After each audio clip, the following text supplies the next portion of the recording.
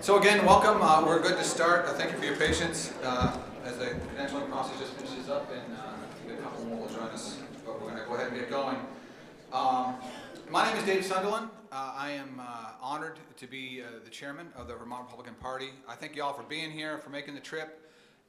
This is an exciting day for us, and we had a great meeting this morning, and look forward to a great speaker tonight. Hopefully you're staying, and we'll hear a first-hand account of Benghazi and all the events that happened there. So hopefully you're planning on staying.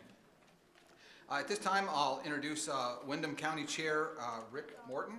Where is Rick? There he is, for our invocation.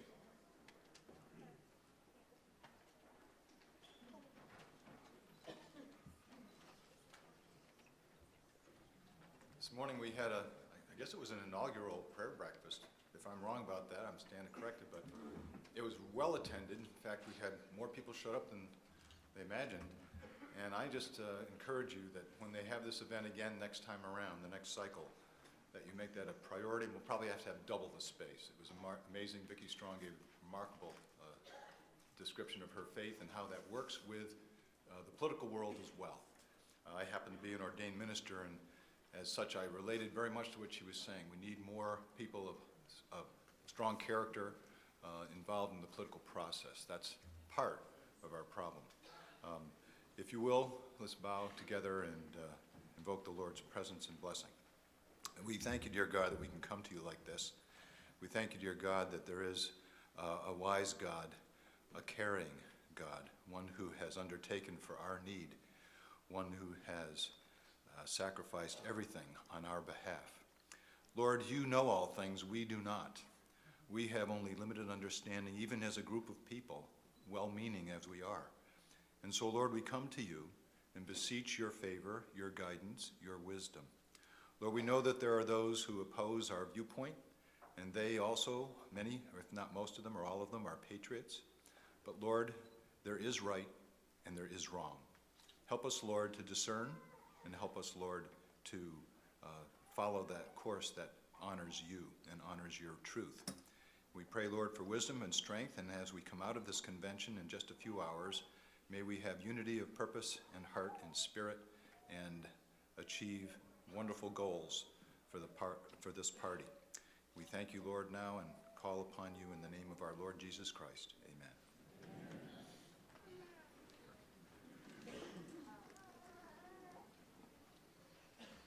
Thank you, Rick. And at this point, our Executive Director, Jeff Bartley, will come and there he is, and will lead us in the pledge.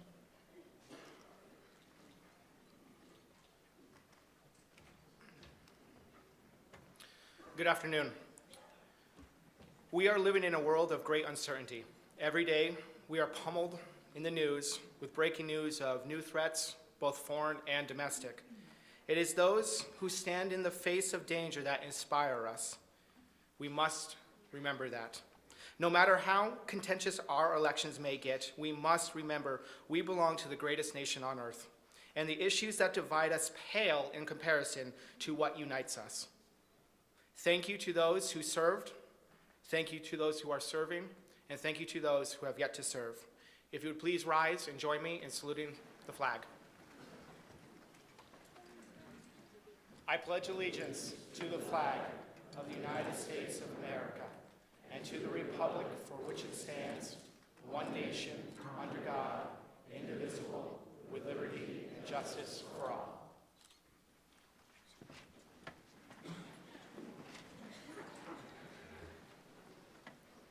Thank you, Jeff.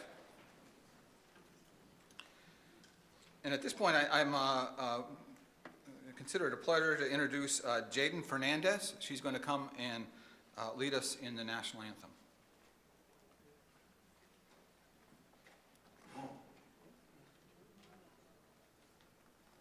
There she is.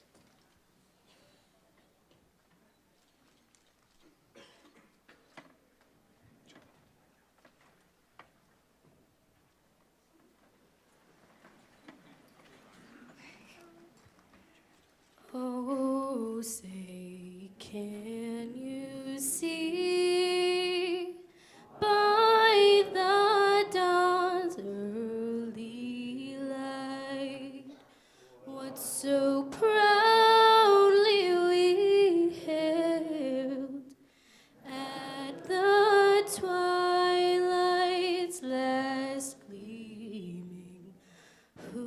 broad stripes and bright stars through the perilous fight, o'er the ramparts we watched were so gallantly streaming, and the rocket's red glare, the bombs bursting in air, gave proof through the night that our flag was still there. Whoa, say does that star-spangled banner yet wave for the land of the free and the home of the brave.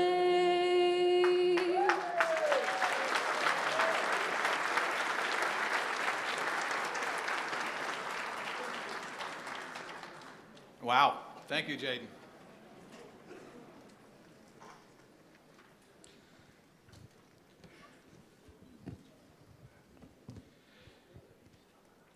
So, as we get started here, I'm not going to talk for long, but I did want to share a story that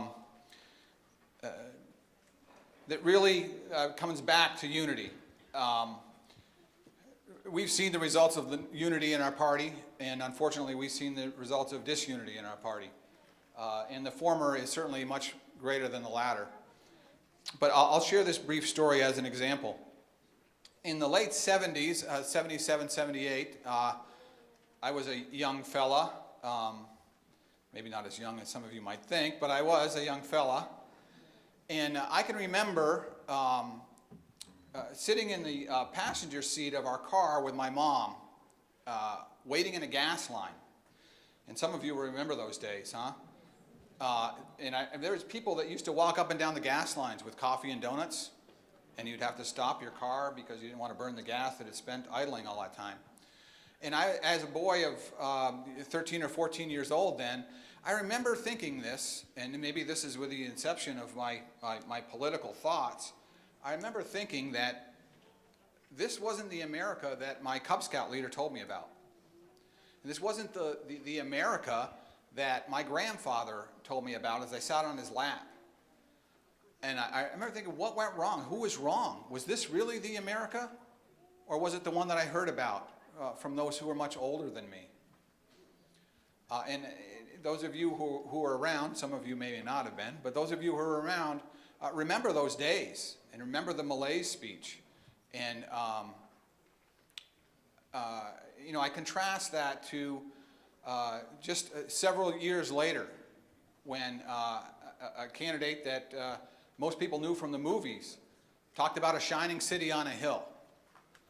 And it was his message that united not only our party, but really united our entire nation in what is certainly one of the darkest, if not the darkest moment in terms of economics in our country's history since in my lifetime. It was a rallying cry for our country.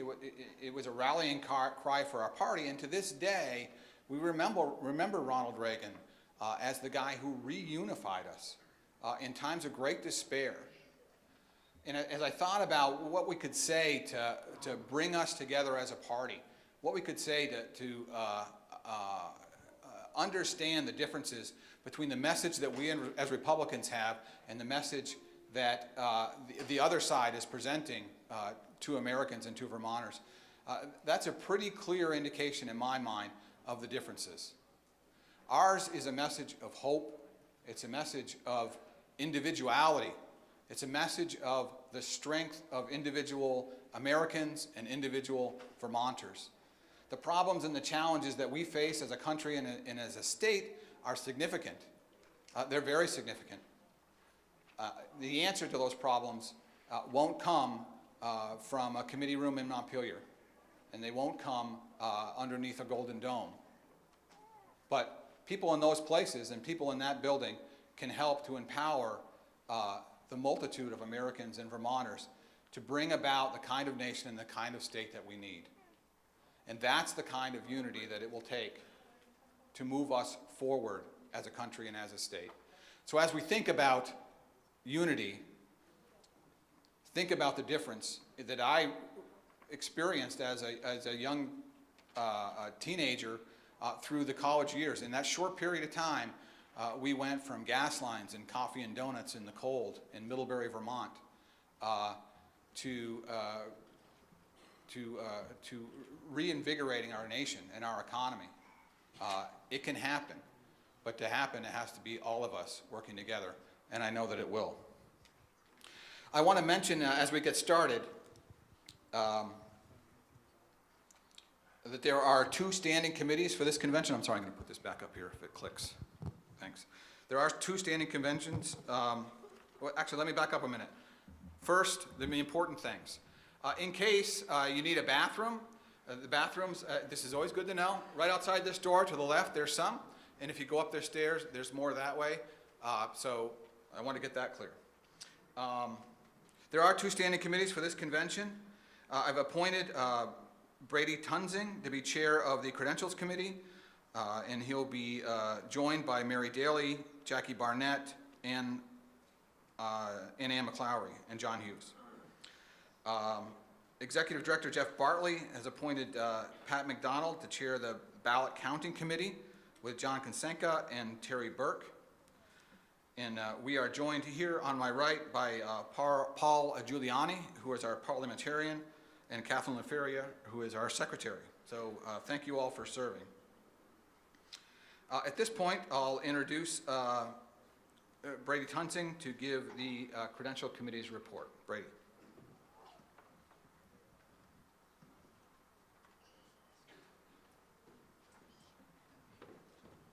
Thank you, Dave. The Credentials Committee report has 308 certified delegates.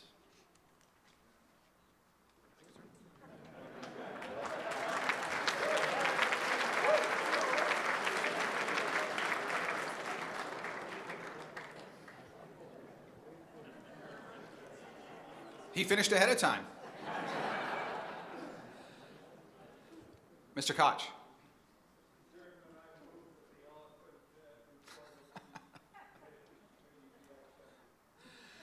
So there is a motion on the floor to accept the Credential Committee report. Is there a second? It's been seconded by Mr. Cooper of Rutland. Is there any discussion? Seeing none, all in favor of the motion signify by saying aye. Aye. Oh, I'm sorry.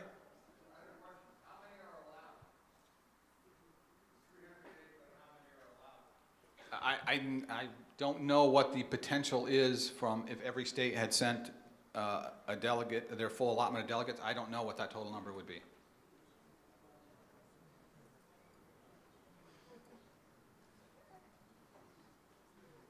Would you like us to pause and get that answer? No, we do not. I can assure you we do not have more than the maximum we could possibly have. Okay, thank you. So there's a motion, it's been seconded. All in favor, please signify by saying aye. Aye. Any opposed, say nay. The ayes appear to have it, the ayes do have it, and you accepted the motion. Thank you. So I'll now open the floor to nominations for National Committee Woman. We'll have a 2-minute nominating speech followed by a 1-minute seconding speech, and then we'll hear from the candidates. Yes.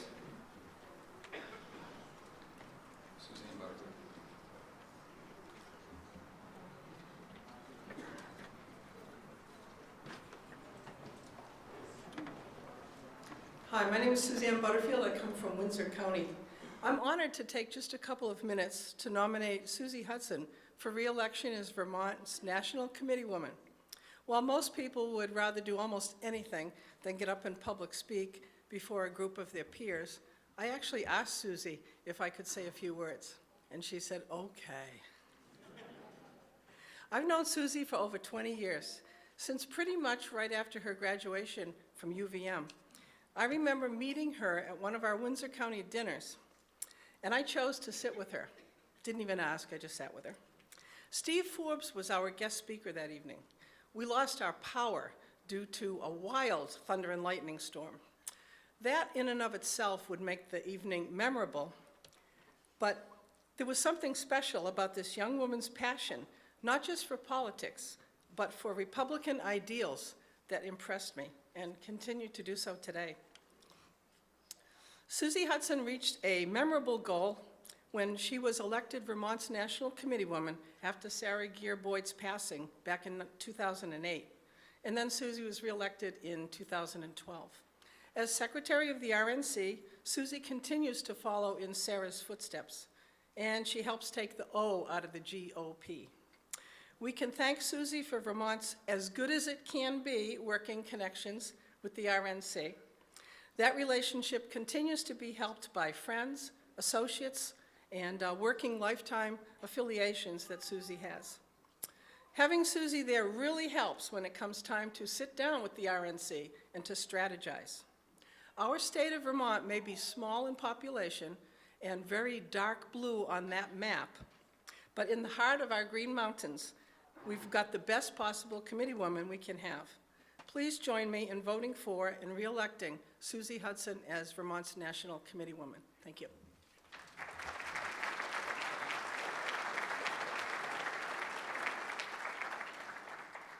So the name of Susie Hudson has been placed in nomination for National Committee Woman. Is there a second?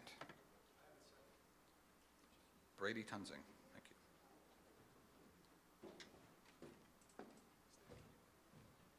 Thank you again, Dave.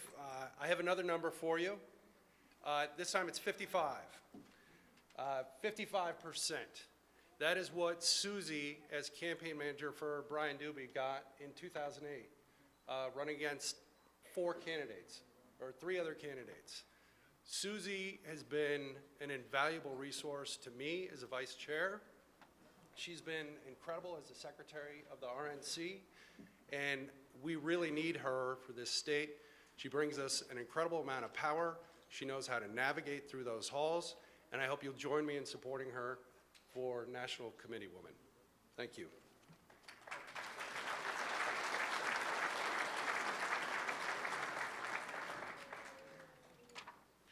So the name of Susie Hudson has been nominated and seconded. Susie, where are you? There you are, thanks.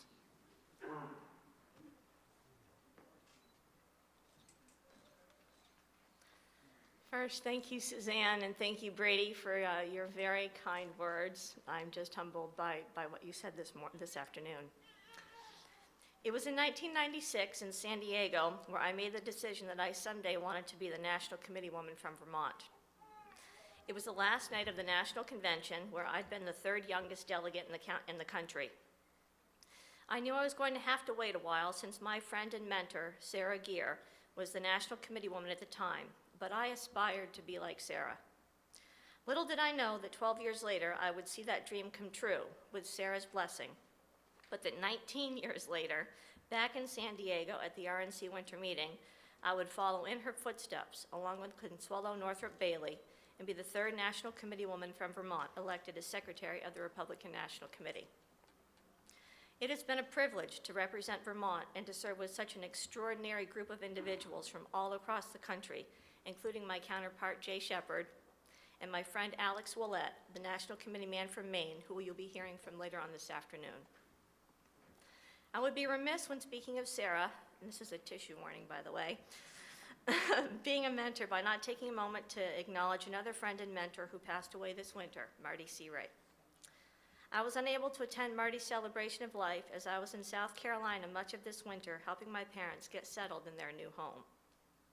I had many special memories of Marty and our adventures together, including countless parades, the annual Windsor County Pancake Breakfast, and numerous lunches at J. Morgan's in Montpelier. I will always be grateful to Marty for taking me under her wing when I was new to Republican politics and for all she did for the Vermont Republican Party. Told you, tissue warning. When I ran for National Committeewoman 8 years ago, I stated that my goal was to use my existing connections to leverage information, to continue to interact with other state parties to learn what has worked and what hasn't in their states, and bring that information home to Vermont to build the Vermont Republican Party. Over the years, I've been able to secure guest speakers and desperately needed computer software and equipment, money for our critical Get Out the Vote programs when money was scarce, and connect the state party with top-notch consultants. One of the best parts about being RNC secretary is that I've had the opportunity to brag about Vermont Republicans and use our recent accomplishments to inspire others. And yes, we in Vermont are an inspiration to others. I've spoken to other small blue states about how we won House seats for the first time in 14 years in 2014. I've shared some of our fundraising best practices with small blue and large red states. Of course, along the way, I've also had to put up with my colleagues begging me to please keep Bernie Sanders home. To which I replied that we've been so happy to share him, and why would we want him back here? This election is certainly shaping up to be the most interesting of my lifetime. And up until a couple weeks ago, there was much talk of the upcoming convention in Cleveland. In the middle of all that was the topic of changing our rules for the convention. I have served as a member of the RNC Rules Committee for 8 years and was the first person to speak at our Rules Committee last month, encouraging my fellow members not to make any changes to the rules before the convention and to leave things up to the delegates that are elected to serve on the Convention Rules Committee. This convention will be my 7th, and as always, it will be an incredible moment to be a part of, but it also has me thinking about our future. When I think of the future of our party these days, I can't help but think of 2 famous quotes from Ronald Reagan. "Thou shalt not speak ill of any fellow Republican." And the person who agrees with you 80% of the time is a friend and an ally, not a 20% traitor. Or as more commonly stated, my 80% friend is not my 20% enemy. We must come out of the convention in Cleveland united with one goal in mind, and that is to make sure that we keep Hillary Clinton out of the White House, because we cannot afford another 3rd term of Barack Obama. And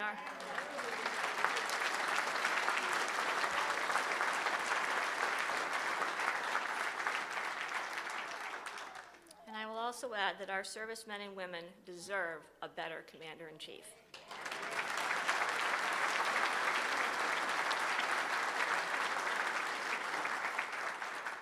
I thank you all for your time this afternoon. I ask for your vote, and may God bless Vermont and the United States of America. Thank you.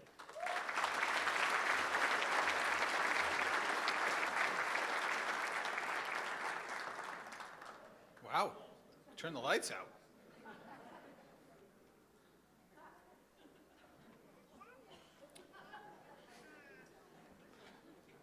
Anybody have any idea what happened to the lights?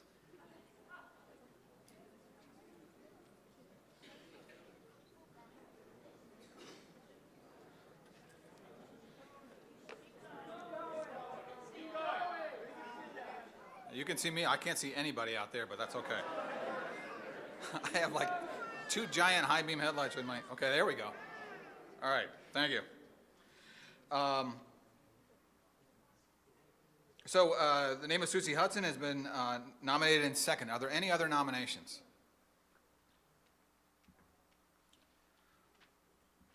Seeing none, a motion would be in order to cast a single ballot in the name of Susie Hudson for National Committeewoman.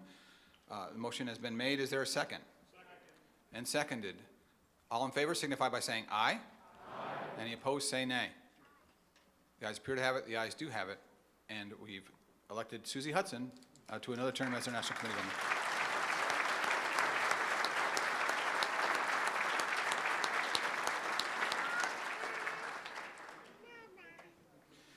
Thank you, Susie, and Susie's a good friend and tremendously dedicated to our party, both in our state and nationally, and congratulations.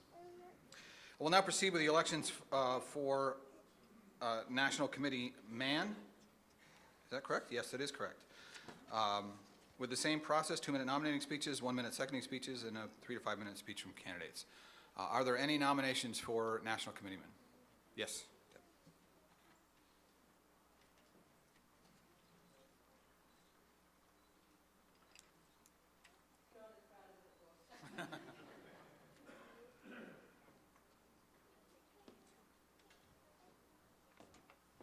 Good afternoon. What a great crowd we have today. My name is Deb Bilodeau. I am the county chair for Chittenden County. I live in Essex.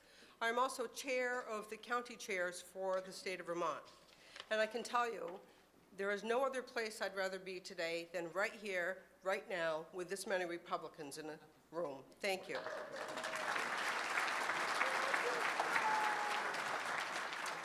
So I was told to keep this short, and I will.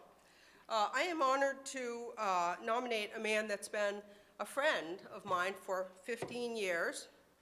And more than a friend, or maybe not more than a friend, but equal to a friend, he is on my short list of go-to people when I need mentoring in politics. And I am so thankful for that, and he's a trusted friend. He has served our party for many years and has done such with honor and distinction. He's a true Republican, and our small state is made proud on a national level by his efforts. He's dedicated, and he's willing to outwork anyone in any room to get the job done if that's what's required to achieve the task at hand. He has served as our national committee man for the past 4 years and clearly deserves another term of support from his fellow Republicans. Please support me in nominating Jay Shepard for the national committee man for the state of Vermont. Thank you.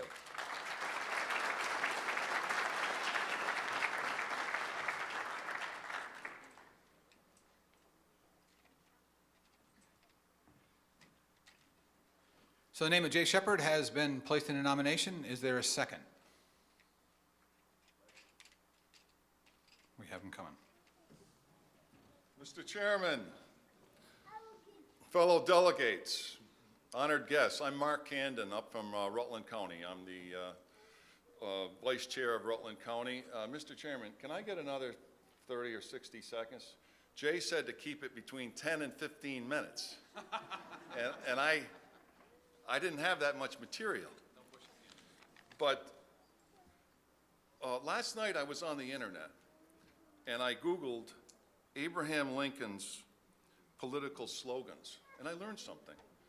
In 1860, his slogan was, "Vote yourself a farm."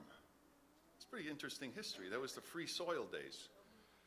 And it struck me that our junior U.S. Senator has corrupted that message these days.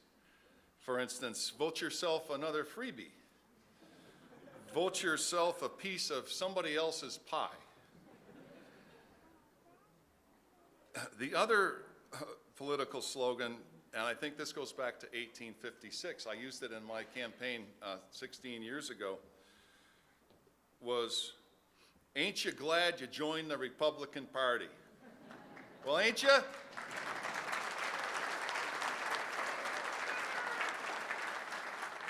I'm glad. I'm proud to be a Republican, and I'm proud to be a Vermont Republican. And I'm proud of every one of you in this room because I know what you do to fight against the class warfare, against the mediocrity, against the nonsense that we see in our society. So, God bless you. Now, today I happily and wholeheartedly second the nomination of Jay the Republican for Republican National Committee man. He's a good man, he's a good husband and father, he's a good businessman, he's a good Catholic, and I think he has impeccable political instincts. He's a great Republican. And it is with great pleasure that I second Jay Shepard for Republican National Committeeman for the once and future great state of Vermont. Thank you very much.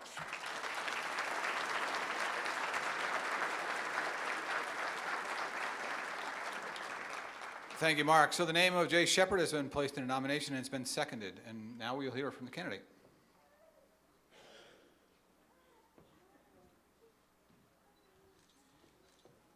If I'd have known Deb and Mark were going to be that good, I wouldn't have followed them.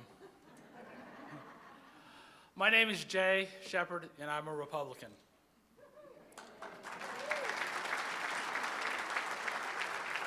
Anyone who knows me knows I say that everywhere I go. We cannot hide it. We need to be shouting it. We need to be telling everyone that we're Republicans, and our message is what works. I'm also a pro-life Republican.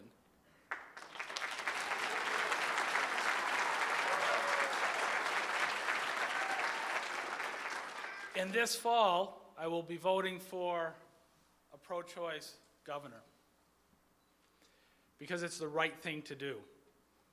There is nothing that our candidates believe in, there is nothing they believe in that is contrary to Republican values, and there's nothing that they believe in that is worse than anything the Democrats that are running for office believe in. We need to support each and every one of them. And at the national level, I just have to say this one thing about feeling the burn. Those of us who live in Vermont have been feeling the burn from him, and that burn has been a rash that we don't have an ointment to cure.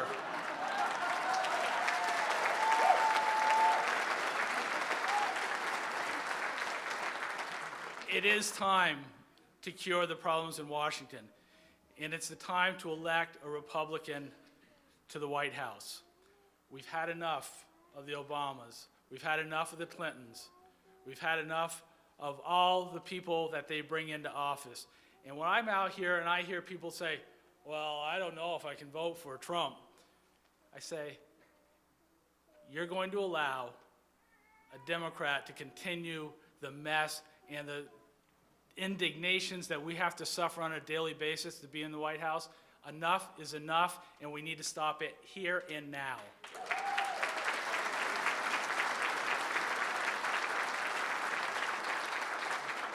Let's be very clear about a very important fact.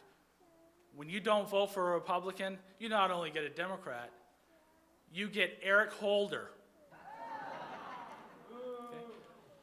Oh, and we replaced him with someone better, Loretta Lynch. Let's get serious. Every time a Republican's in office, we have Republicans in the cabinet. We have hundreds and thousands of Republicans in office that are making a difference at the national level. We don't have the time, we don't have a strength enough to have Kathleen Sebelius in the cabinet. We need to replace those people with Republicans, and we need to do that by electing a president this year, here and now. And let's look at Vermont. Sure, we're going to have a primary in Vermont, and it's great because it's two people going out spreading the message of how great Republican values are and how it can make a difference in this state.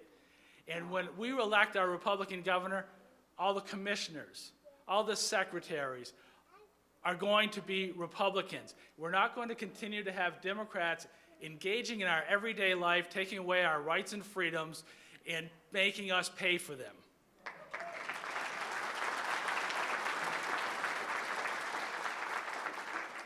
So I certainly would appreciate your vote for National Committee Man.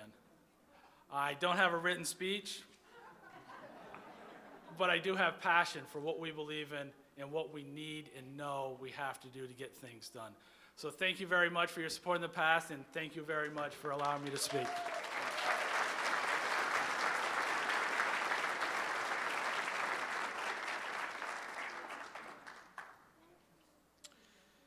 Are there any other nominations for National Committeeman? Seeing none, a motion will be ordered to close nominations and instruct the secretary to cast a single ballot in the name of Jay Shepard. Motion is on the floor. Is there a second? It's been seconded. All in favor signify by saying aye. Aye. Any opposed say nay.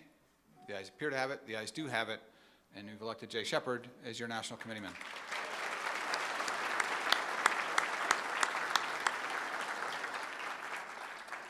Thank you, Jay. There is no doubting your passion. We appreciate having you on the team.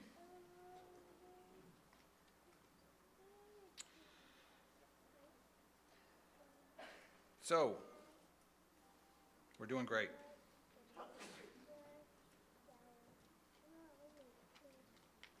Let me make sure I'm correct on all this now. Yes. So at this point, I will call up Alex Willett from Maine. Alex is here to speak on behalf of the Donald Trump campaign.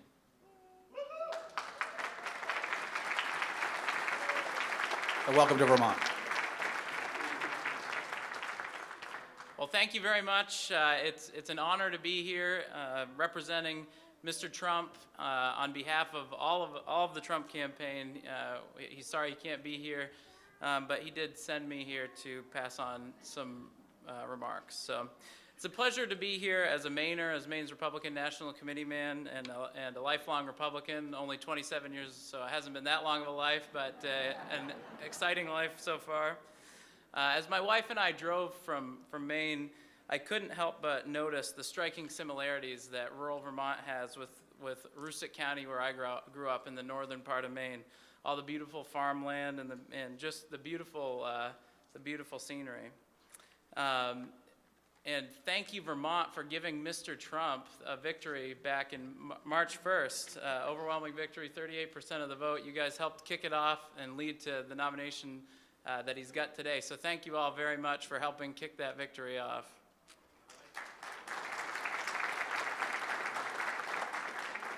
The nominating process was an exciting time to be a Republican. And now with Mr. Trump as our nominee, it's absolutely critical that we as Republicans come together to defeat the Democratic nominee. Now, how many of you here in this room have heard of my governor, Paul LePage? Yeah. See, blue states can get red governors, Republican governors. Although now we've been turned into a purple state, according to the media, which is really exciting. So it could be coming to a state near you. So as a Mainer, this election cycle is completely deja vu for me.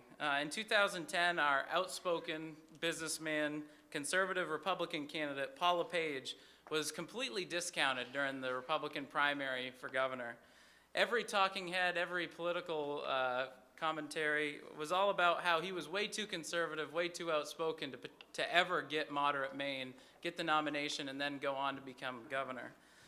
Not only did he blow out the competition, almost receiving a majority of the vote in I think, 7-way primary that year, he went on to become the Republican governor of Maine and usher in Republican majorities in the House and the Maine Senate for the first time in over 4 decades.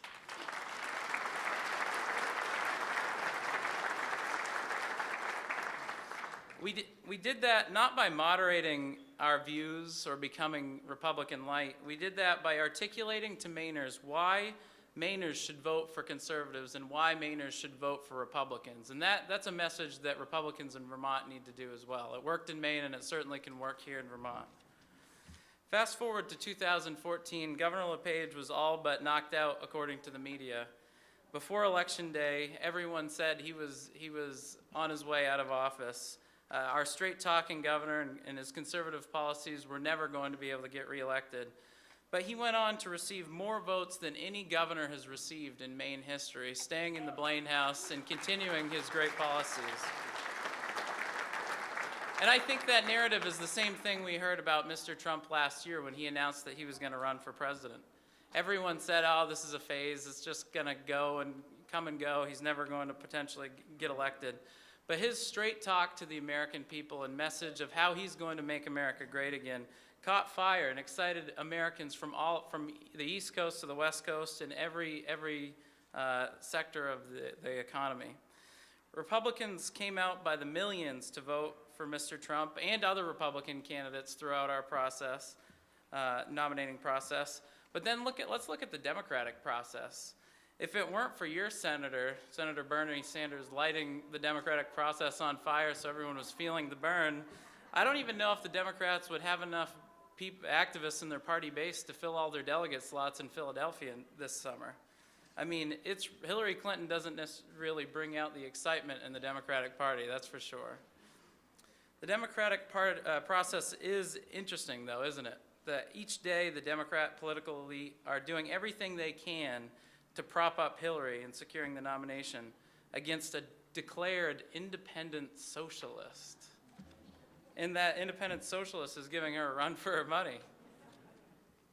Now, with our nominating process behind us, Mr. Trump is laser focused on winning in November and using his experience and his extremely successful career as a businessman to help rebuild our economy. Mr. Trump knows that today too few Americans are working, too many jobs have been shipped overseas, and too many families cannot afford to make ends meet. So much economic devastation has been caused by disastrous trade policies. Mr. Trump will make better trade deals to bring jobs back to America. Mr. Trump will tackle the greatest challenges of the presidency and take on the responsibility for encouraging economic growth, creating jobs, and protecting them. In contrast, Hillary Rodham Clinton seems to be planning on a co-presidency. I don't know if you saw that in the media. She's planning on delegating some of the economy to former president, won't be first spouse, but it would be if it was her. Why is she planning on giving away the biggest issue of the election to her husband? I mean, we're here to elect a president, a leader. That's what Mr. Trump is. He will tackle the economy. We can't afford to put the economy or any section of the American government back into Bill Clinton's hands. So the Clinton economic plan brought us NAFTA, which hollowed out the American economy and hastened the pace of manufacturing job destruction. If you don't believe me, take a trip back to Maine with me and look at all the shoe factories and the paper mills that have shuttered over the past couple decades since NAFTA was initiated. It's completely devastated the middle class and manufacturing in America. Do we really want this? More of the same, more of the Clinton economy?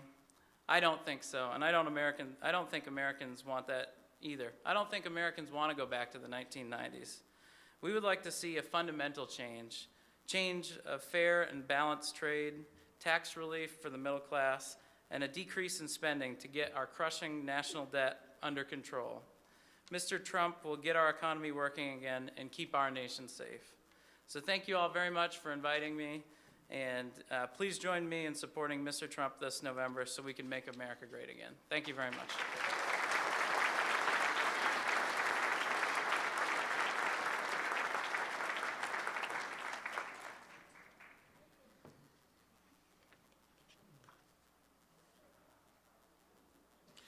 So thank you. I just want to take a brief moment here to say a couple of thank yous. This is a significant day for us. We started out with a prayer breakfast this morning. As I said, we have this meeting here today, and then tonight we have our dinner. This is a lot to put on. It's a lot of organization. It's a lot of logistics in our office, which is primarily staffed by two people. Executive Director Jeff Bartley, who you met earlier, is there, and Ben Garrow, our field director, along with a group of volunteers, helped make all this happen. Our finance chair, Don Terrell, was integral in this as well, and Susie and Jay helped in different places in addition to them. So if we could all just say a thank you to them for all their efforts. This is hours and hours and hours and hours of work.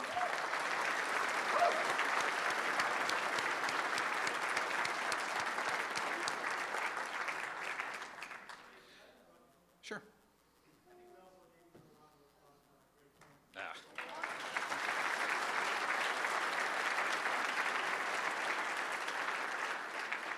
Believe me, it's an honor to serve as your chair, and the team that we've got working together really works sacrificially. We have a staff of two. I don't know, you could ask Jeff how many the Democrats have now, but it's a lot more than two. So it amazes me how much we're able to do through volunteers, people who just give of themselves, down to our county and town chairs. There's a lot of thankless effort that goes into those jobs, and I would certainly encourage you all, if you're not involved in your town committee or particularly your county committee, become involved. These are people who work out of concern for our state, for their regions, for the country, and they do it because they feel called to do it, and for no other reason. There's nothing else in it for them. So I would encourage you all to participate in your county meetings. There's a lot that happens from recruiting candidates to helping support them. It makes a difference on the ground to winning seats in the House and in the Senate. even to statewide races. There's a lot happening right now in your local counties and in your town committees. There's a lot happening. Offices are being looked at and will be opened in several counties soon. There'll be opportunities for you to help out in myriad campaigns going forward, from phone calling to knocking on doors. Some things more people are interested in helping in than others. But if you are willing to help and if you care about the cause, there's a place where you can plug in. And the place to start is probably your county chair. So find out who that is if you don't know. There's a list on our website. Give them a call and let them know that you'll help, whether it's a couple hours a week or a day a week. They'll take whatever help you can give them, and I'm sure they'd appreciate it. So I would very much encourage you to do that. One other thing that I think is encouraging that's changed over the last couple of years, for a long, long time, I think particularly here in Vermont, we were known as the old gray party, and I'm getting a little bit more gray myself. But as you look around the events that we've had over the past few years, there's a change happening within our party. And it's a more youthful change, and there's a lot more happening on the campuses around Vermont. There's a lot more happening in our communities with younger people who are dissatisfied with the status quo, particularly here in Vermont, where the Democrats have had such a stranglehold on our state government for so long. I think there's a groundswell of young people throughout our state that are looking for new ideas in a different direction. And I'm going to ask, I may embarrass some of them and maybe not, but if you are here and you are under the age of 40, would you please, and 40 is young to me now, so if you're under the age of 40, would you please stand?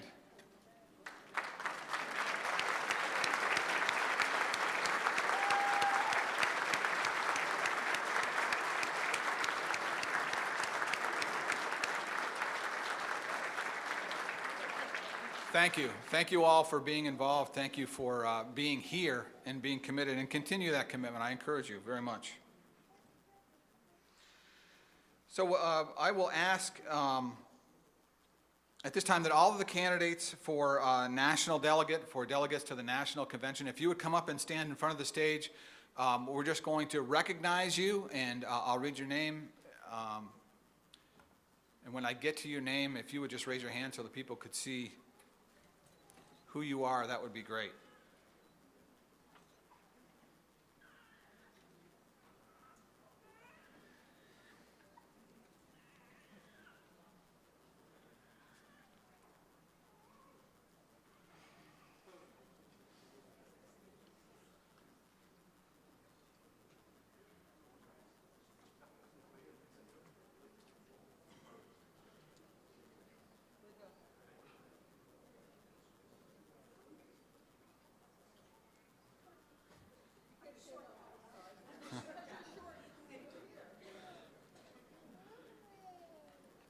So I'll read your name, and when I read your name, please just raise your hand so people can put a face to the name. Pam Ackerson, Richard Bailey, Laura Benner, Clark Benson, Deb Bilodeau, Cheryl Bouchard, Bob Bouchard,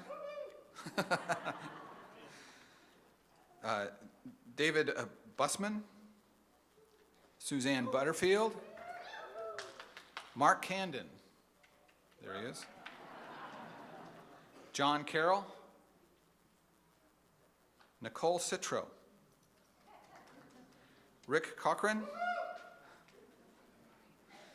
Michael Cotting, Pat Crocker, Paul Dame, Representative Paul Dame, Milton Eaton, there he is, Sam Ennis, Sharon Greenwood, Chet Greenwood. There's a geographic tie to these woohoos. I like that. Tim Hayward, Darcy Johnston, Tom Koch, Jace Lacquiere, Tom Luzon, Bill Lawrence, John McGovern. Jason Malucci. Richard Morton. There he is. Linda Myers. Michael Ross. Mark Snelling. Rachel Stringer. Don Terrell. Brady Tunzing. Stephen Trahan. Jansen Wilhoit. Wendy Wilton. Zachary Zupan. There he is.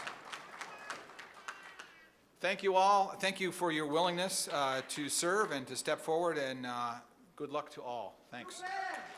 Zupan. You can be seated. Thank you.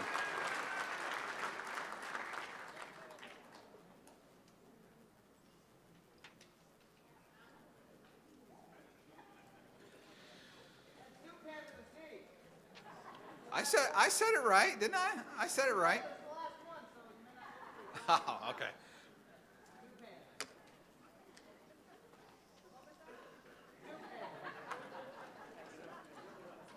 It's Representative Joe Tate heckling in the background. So we'll now move on to the voting for our National Convention delegates. The State Convention delegates are instructed to vote for up to 13 candidates for a Republican National Convention delegate. Listen carefully. If you vote for more than 13, your ballot will be spoiled. Do not vote for more than 13. When you finish voting, please come to the front of the stage and place your ballot in the designated box. When you do so, you'll need to show your credentials to the ballot counting committee. At this time, I'd like to call up that ballot counting committee to oversee the voting. Pat McDonald, the committee chair, John Kosenka, and Terry Burke.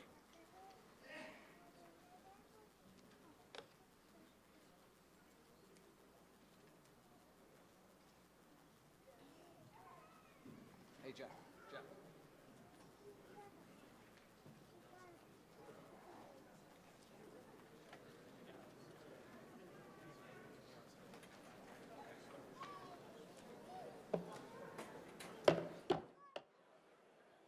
The ballots have been whisked away, and our ballot counting committee will be counting them for the next bit. And in the meanwhile, what? I'm not going to whistle. I do.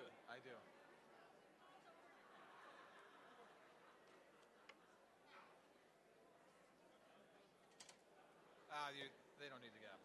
They don't need to gavel. If necessary. I've got a gavel right here. I do. Oh, look at that. You're good.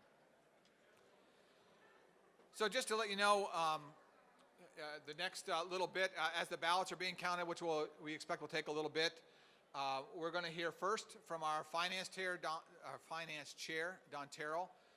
We talked a little bit earlier about ways that you can get involved, and this is a very important way that you can get involved in addition to volunteering, and she'll talk to you about that. After that, we're going to hear from our House and Senate minority leaders, and then we will hear from our statewide candidates. And by the end of that, we should have the results of our elections. So without further ado, Don Terrell has done a great job as a finance chair for our party. I can't tell you the number of hours that she's put into funding our party, to supporting our candidates, and building this into the organization that it really needs to be. She's great at her job. She does it with great enthusiasm, and we're proud to have her on the team, and it's great to work with her. So Don Terrell, the finance chair of the Vermont Republican Party.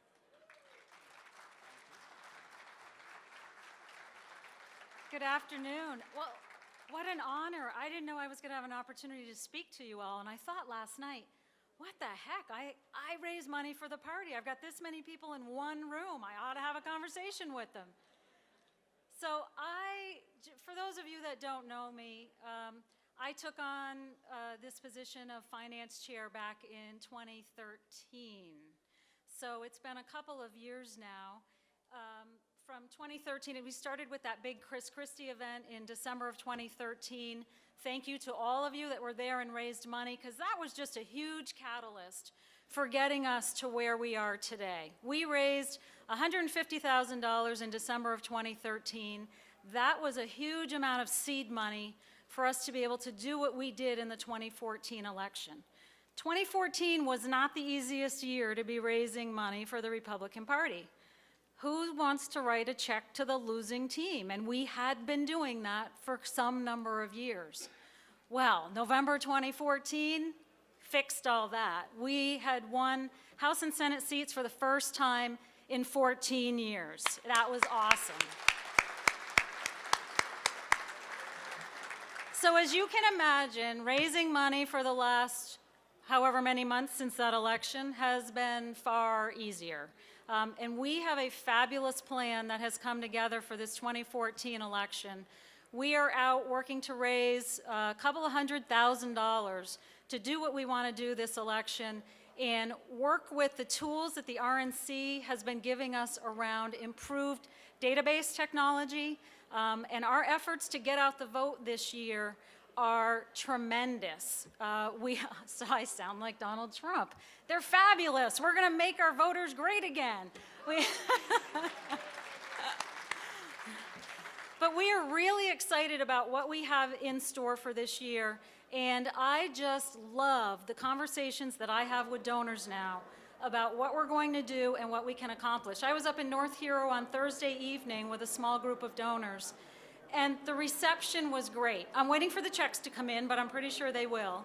And, you know, they were willing to introduce me to people who were not yet on our list. So here's how you can help. Many of you already volunteer and you work on your town committees.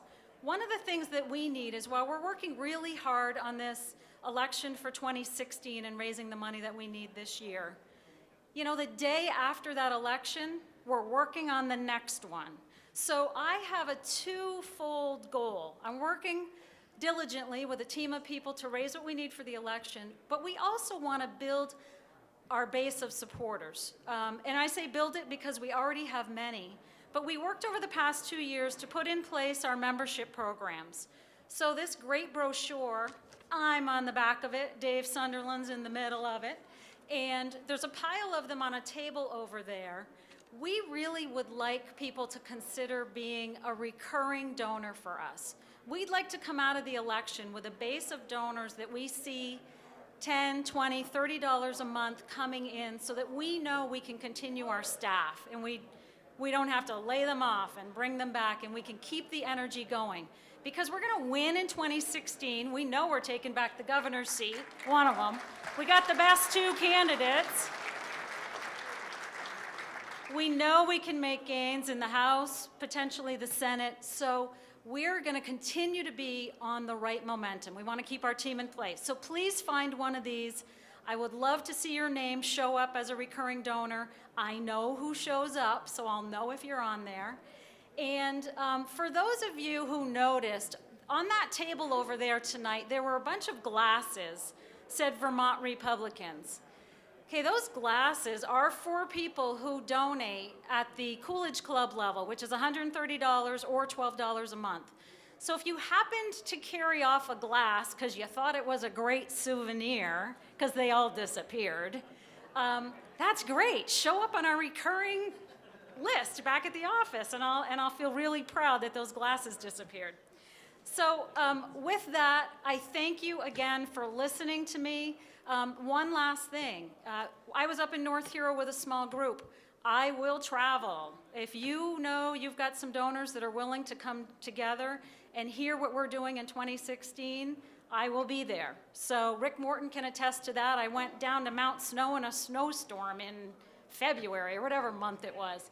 Rick said he came all the way up here today and the weather was a lot better. So I'm happy to travel. Feel free to reach out to me. My contact info is on this brochure as well, so please pick them up on the table right over there. Thank you.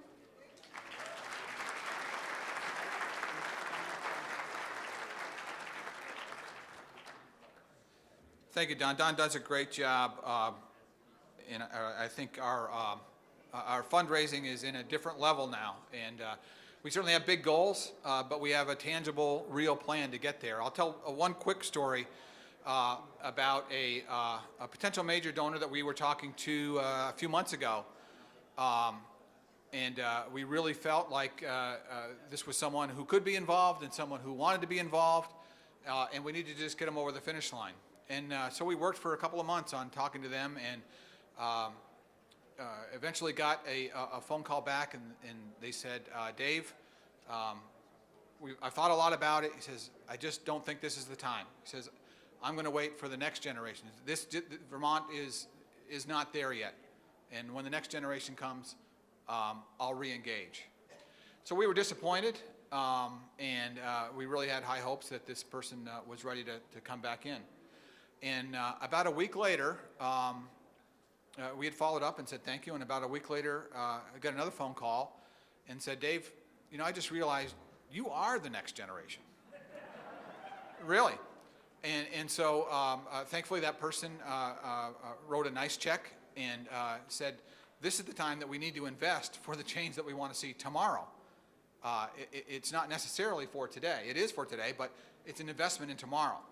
And something went off in this donor's head and said, now's the time, because this is the next generation. So it's a great story to share. And I hope you'll consider supporting us financially. There's a bunch of different ways to do that. The Coolidge Club is a great way to get entered. $12 a month. It can come out automatically with all the electronic gizmos you do now. Join us, help us. We have great plans, and we know that the change is on the horizon. It is, and every little bit helps. There's no such thing as a small gift. So thank you for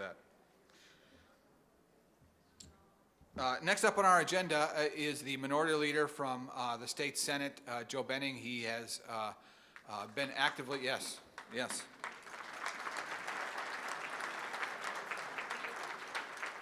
Joe has been very active. We have a great relationship with the leaders in the House and the Senate. Joe is a great person to work with, and he's been great on the recruiting trail and in the fundraising side. Obviously, he's great legislatively as a lawyer in the legislature, and we're glad to have him on the team. So as he wanders this way while talking to a reporter, we'll welcome Senator Joe Benning. Thanks.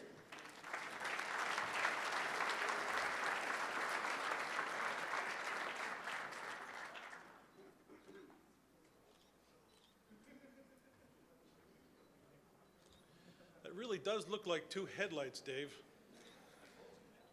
Welcome. I am very impressed to see this crowd, and I have to say that I've been traveling around the state at various locations. This week, for instance, White River Junction was a couple of nights ago. I've been all over the state in the past month at various Republican functions, and it has been wonderful to see the turnout that's been happening, as well as the younger people that are coming to shed a whole new light on the subject of what it is like to be a Republican, and I'm very proud to be part of that.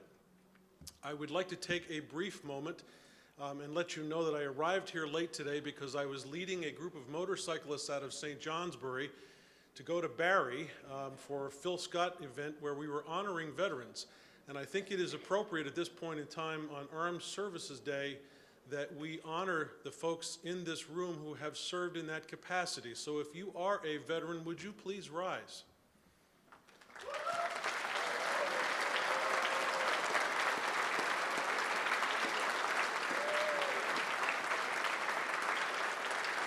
While you are still standing, you veterans, I want to say that it does not matter what we as politicians do in this room. Without your service to our country, what we as politicians do is irrelevant. And I want to make that very clear. Your dedicated service to our country is something that every person in this room has deep respect for, and we appreciate your service. Thank you very much.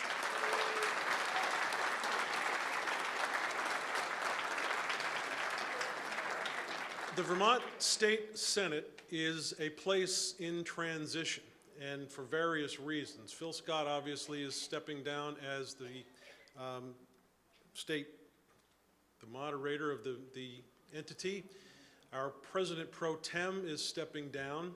There will be a shift of major proportions on the other side. We don't know yet whether it will be taken over by the progressives or the Democrats, but from a Republican perspective, that offers us an opportunity like none other.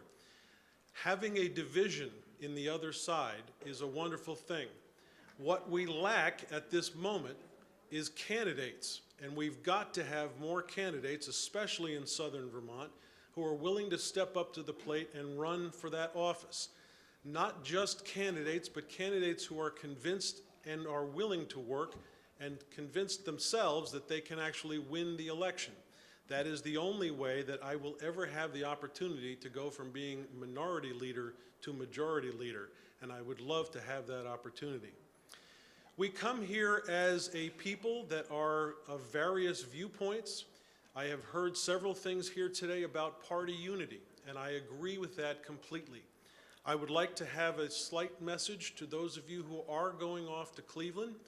You have a golden opportunity to bring Vermont values into that arena.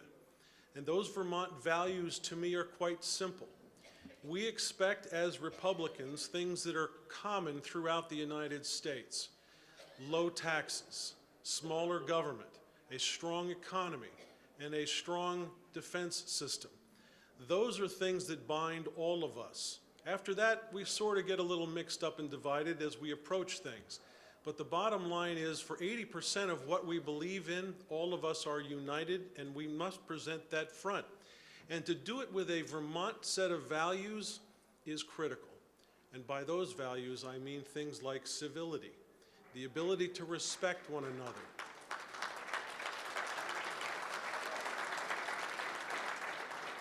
When you come from two diametrically opposed viewpoints on a candidate or on a philosophical standpoint, it is important that you argue the message and not argue down your opponent.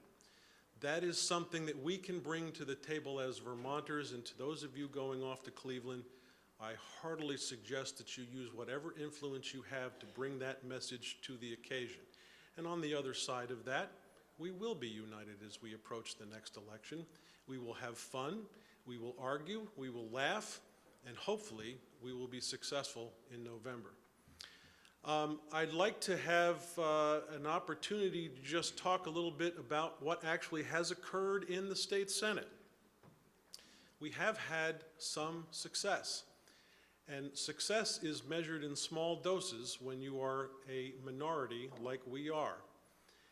It is incumbent upon us as minority folks to make sure we are constantly holding the other side's feet to the fire. And we have managed to do that on several issues. Take industrial wind.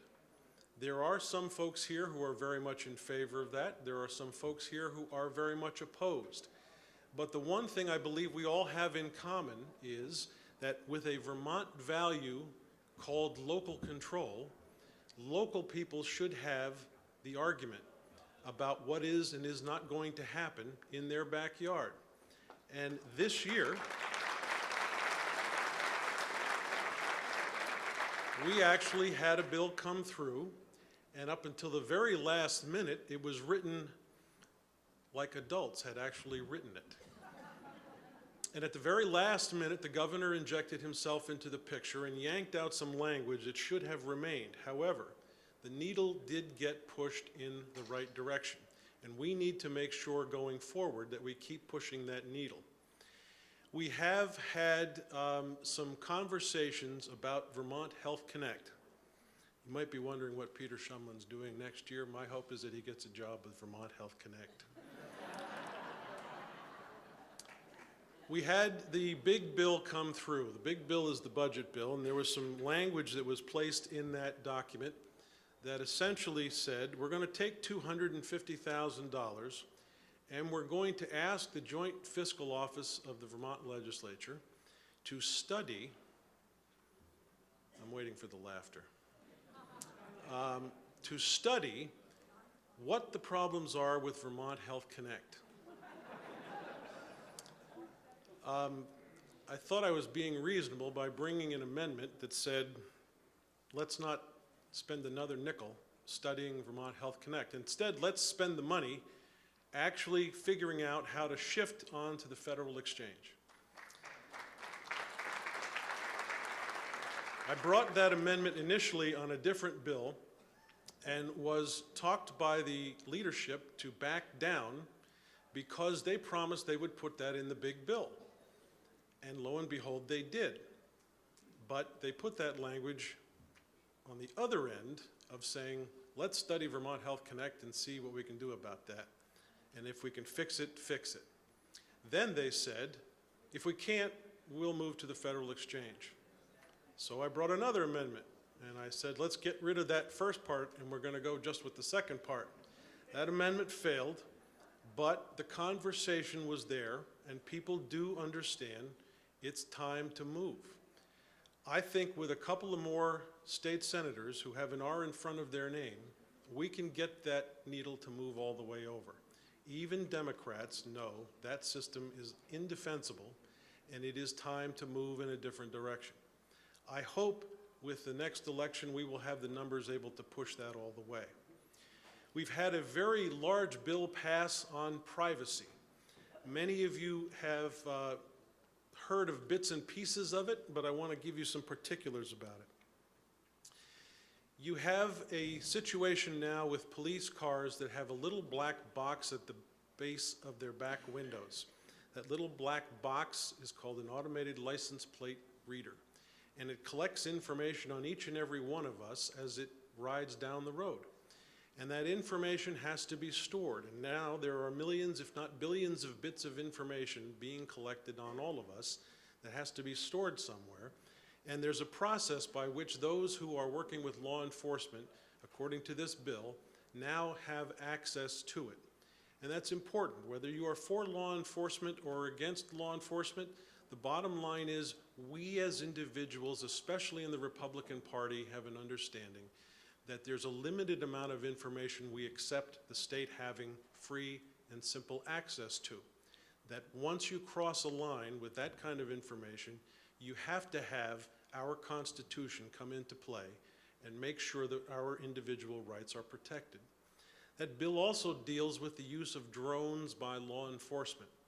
Drones are a necessary tool in various things, especially in emergency situations or in crowd control situations. But when they are used as investigative tools by police, this bill now sets parameters for how that will work.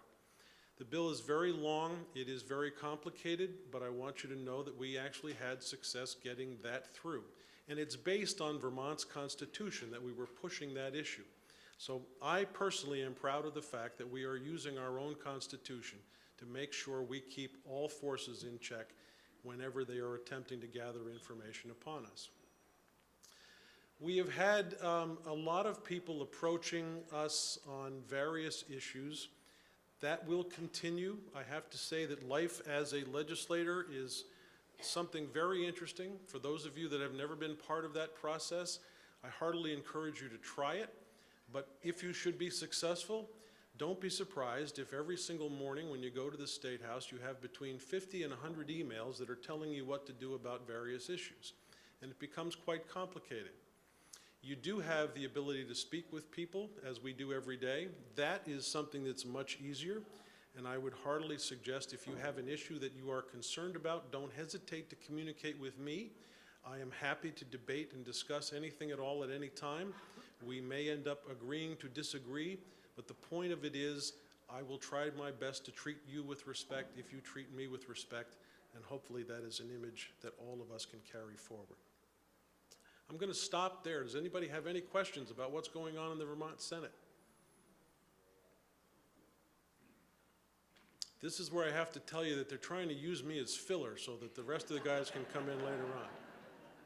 Keep up the good work. Thank you, Suzanne. With that, thank you very much. I look forward to November's election, and good luck to all of you going to Cleveland.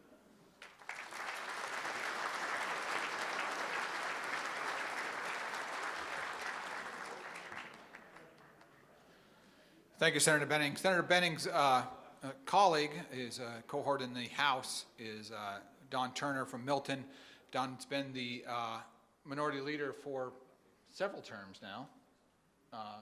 And actually, when I was in the House, Don, I think he came in right after I did. So Don's been doing a great job. The role of a leader, I should probably have even said this before Joe came up, the role of a leader is a difficult one, as you can imagine. There's a diversity of thought, even within the legislature, amongst Republicans, and that can be good, and at times it can be trying. Don and Joe's job is to try and corral all that and keep as many of them as possible. All the reps are smiling out here now. Is trying to corral all that and keep the train focused in the right direction. It's a difficult job. And then when they adjourn, they are recruiting candidates and raising money and supporting the candidates to the best of their ability, and they both do a good job. So with that, Representative Don Turner of Milton.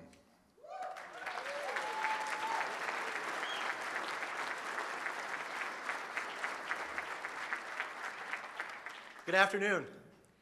I want to start by acknowledging some very hardworking people that I don't think get enough recognition for their efforts. Today I want to recognize my colleagues in the legislature for their unwavering dedication to their constituents and the great state of Vermont. So at this time I ask that all current legislators here today please rise and be recognized by the rest of this group. So please rise if you're...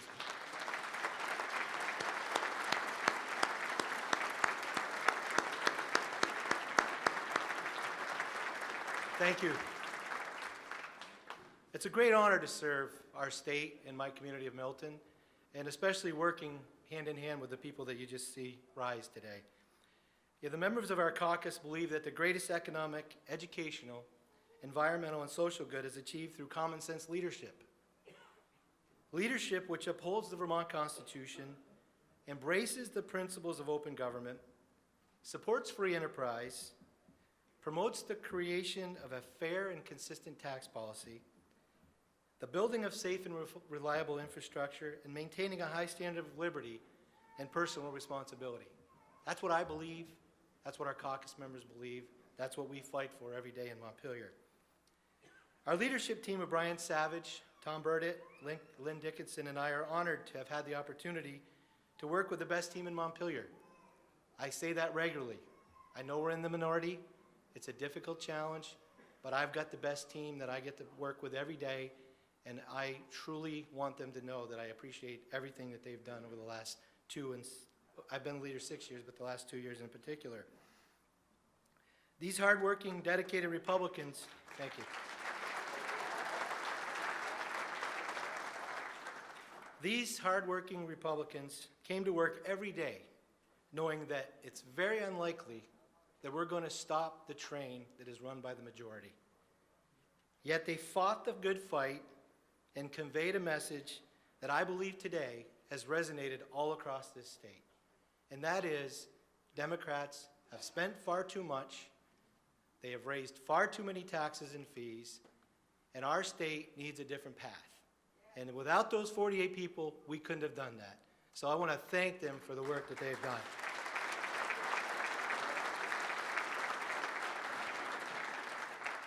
Our caucus, as I just said, holds 53 of 150 seats. What we did last cycle was we identified the priorities that we could put our head together. As David said earlier, we have a diverse group of people within the 53, within this room.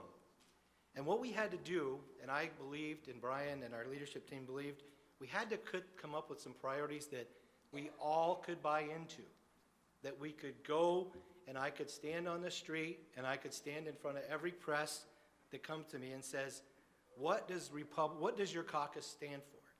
So we identified those principles, and they are reining in state spending and tax increases. Pretty easy one. Reining in school spending and property taxes, another one that we heard loud and clear. Providing greater access to more affordable health care. What a thought. We should ask Governor Shumlin about that. And lastly, we know that we wouldn't have such a difficult problem with spending if we had any kind of economic growth, which we don't have because they are stifling it. So those are the 4 principles that we went to town. That's what we believed in, that's what we heard in 2014, and that's what we strove, and we worked, and we fought, and we did everything we could to make sure that people all across this state knew there was a difference between a Republican and a Democrat. And we've accomplished that, and I am so proud of that effort today. What we did to do that is we offered numerous bills and amendments to achieve these priorities. However, I'm sad to report that most of those bills today remain tacked to the walls in the Committee of Jurisdiction because, God forbid, the Democrats allow us to pass a bill that might change and improve the state. Despite rarely getting these bills or amendments taken seriously by the majority, I'm proud to stand here today in front of all of you because our caucus went home united. We went home united and more determined than ever to bring back more Republicans in 2016.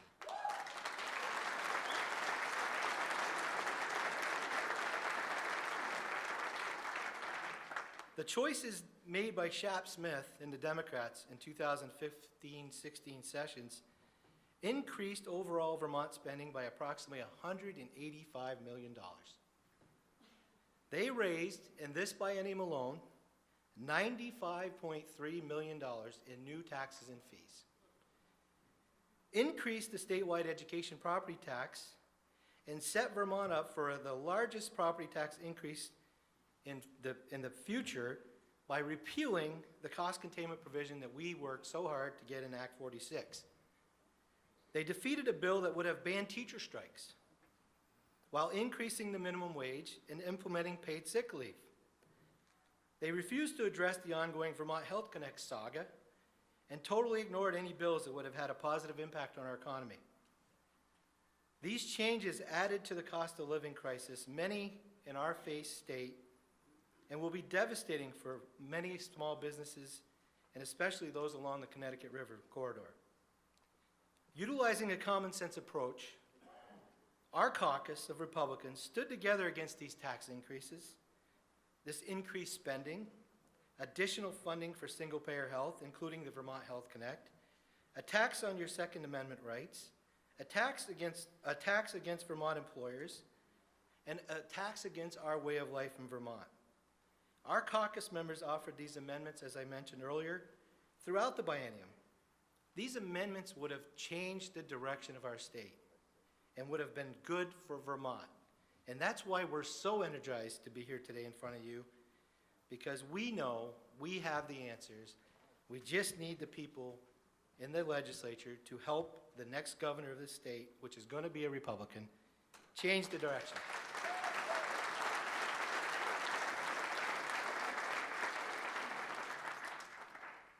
I wholeheartedly believe this, that the day of reckoning for the Ds is here.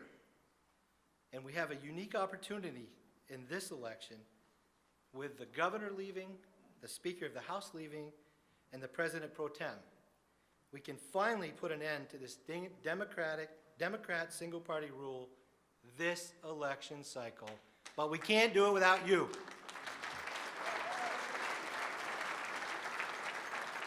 So I've talked about a lot of things, and I've got just a little bit more to talk about because I want to show you we can get there, but we can't get there without you. So here's what we've been doing. And I say we, I talk about our caucus members, I talk about myself, I talk about Erin, my daughter intern, I talk about Meg Hansen, who's been working with communications with us, and every member of our caucus. But here's what we've been doing. We never stopped campaigning from the last election cycle. Our 2014 Freedom and Unity campaign plan has been front and center throughout this biennium. We didn't stop after the election day, we kept going. What we did was we introduced bills that would have addressed these concerns we heard loud and clear in the last campaign. Our floor debates, our roll call votes, our vote explanations were planned and executed to make sure our message was heard loud and clear around the state. Vermonters now know that House Republicans have stood for something this biennium. We also developed a comprehensive election plan for 2016. We've worked closely with Jeff and David and Don at the Vermont GOP. We thank the county chairs, the town chairs, and everybody else that's been working to build this momentum that we have in front of us today, that the Democrats have given us this opportunity, and I expect this relationship with the party and Jeff to continue as we work through this next several months of campaigning. I also want to recognize Don Terrell. Last election, we had a little money, not much. This election, we're going to have a lot more. People have been coming forward, and it's through the great work of Don Terrell, and I know she is here, so please give Don Terrell a round of applause.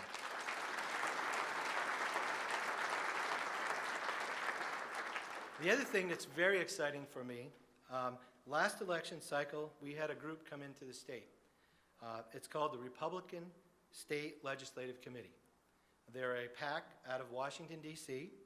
Their mission is to elect people to the state legislatures throughout the country. They have helped elect people in 50 states. There are now a number of the chambers around the country that have controlled by Republicans through a lot of the effort of theirs.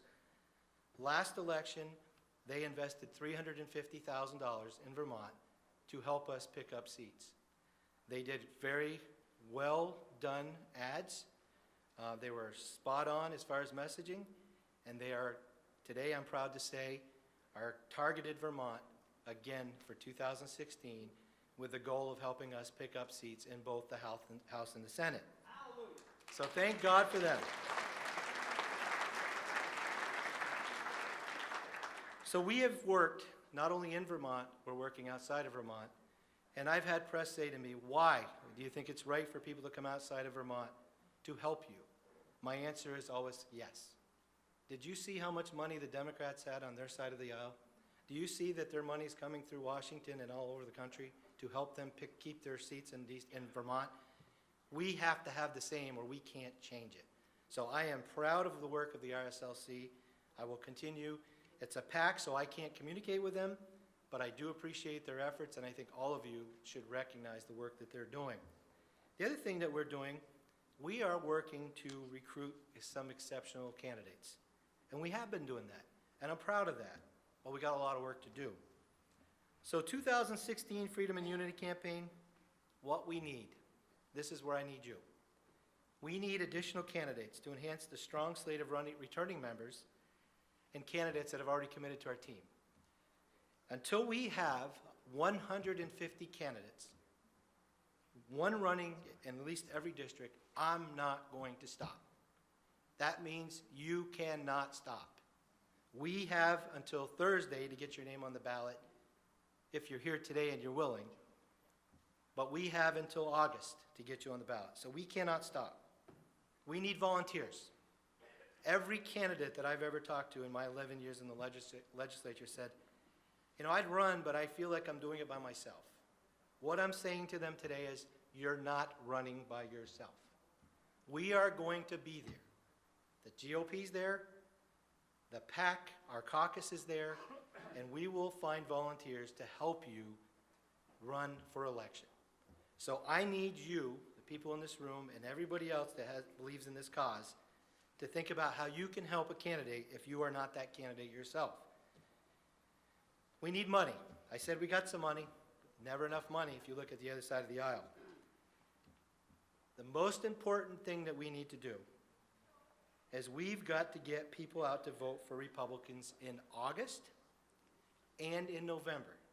And I want you, when I say get voters out to vote Republican, we're not just going to go out and blanket every community and say we need you to go vote. Because we don't need Democrats to go vote. They already go vote. Let's get our friends and our people that think like us to get out to vote. That is easier said than done if you look at the historical data in elections. So that is a mission when you leave here today. If you can't run for office, if you can't run and assist a candidate running for office, if you don't leave a check with Don when you leave, then I need a commitment from you that you're going to help get 10 people to go vote in August and then in November. So those are things I'm asking for you. In closing, going to Cleveland and representing Vermont at the RNC convention is important. And I want to thank and congratulate those that are going to represent our state. However, I believe that it's far more important to get involved at the local and state level of Vermont government. At every level, we need you. That means if you can't run in the legislative race, then run for the school board or the select board or serve on a committee. And I know people in here do, but there are some people that don't. And that's where most of the stuff gets done that affects us in our daily lives. We believe Vermont has been on a disastrous financial path for the last 6 years with Democrats in total control. Election 2016 is our opportunity to chart a new course for our state. Vermonters have had enough of Governor Shumlin, Shap Smith, and their failed policies. It is an exciting time for Republicans in Vermont. I'm excited by the turnout we have here today. And as I said, I challenge all of you to get involved. We need candidates. We don't have 150 today, but we need more. I, along with others, have made numerous calls this week and the weeks leading up to this coming Thursday, which is the deadline, and we have been pleading for people to run for office. What I hear every day, Republicans have to go to work. I get it. I get it. Republicans have to go to work to pay for their bills and support their families. Apparently the Democrats don't, and I know they don't because I see most of them in Montpelier. But we're going to find Republicans that can. And that means we may have to get creative. If you work for an employer who is willing to support you, talk to them about that. Talk to them about that. What we're seeing in Montpelier is the nonprofits have figured it out. They're sending their executive directors and people to Montpelier to serve in the legislature in lieu of paying advocates or lobbyists. Think about it. If your business is being affected by what's going on in Montpelier, wouldn't it make sense for your employers to help step up and help these people run for office, serve, and still represent their community? So we can't change Montpelier until we gain the majority of seats. So please get involved. You know, we have a booth over here, and I'm proud to say I think I might have 2 or 3 people that are going to run out of this meeting today. And I'm not ashamed. I'll go beg you if you need. But we're going to do it. We're going to do it. Or you can contact the GOP office. There are Senate seats that are still need filling. There are other statewide offices. We have a lot of work ahead of us, and we begin it now. The campaign for 2016 begins today. The only way we can make Vermont a better, more prosperous place to live, work, and raise our families is if we all work together, and I need your help. I promise our team and I will do our part, and I truly hope I can count on all of you to do yours. So on behalf of the Republican House Caucus, I want to thank each of you for taking the time today to come here and participate in the Vermont political process. And especially I want to thank you for your continued support. So thank you very much.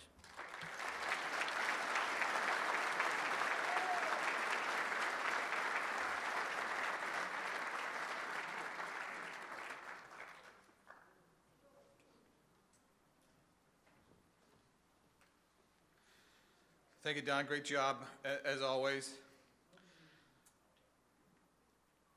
So at this point, we'll hear from our statewide candidates. The ballots are still being counted, and I think we may be adding a couple of people to the ballot counting committee, but I'm waiting to hear back from that. So at this point, we'll hear from our statewide candidates.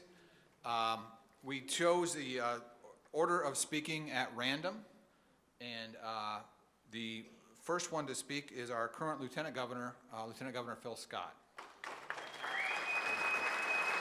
Oh, there he is.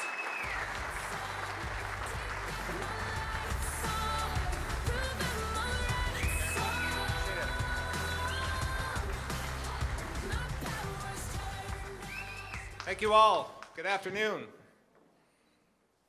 As you heard earlier, today is Armed Services Day, and my team and I just came from Barrie, where we organized a motorcycle ride to honor our veterans. It was really an inspiring event, attended by a lot of people. Very humbling to see the hundreds of motorcyclists who turned out to show their support, respect, and appreciation.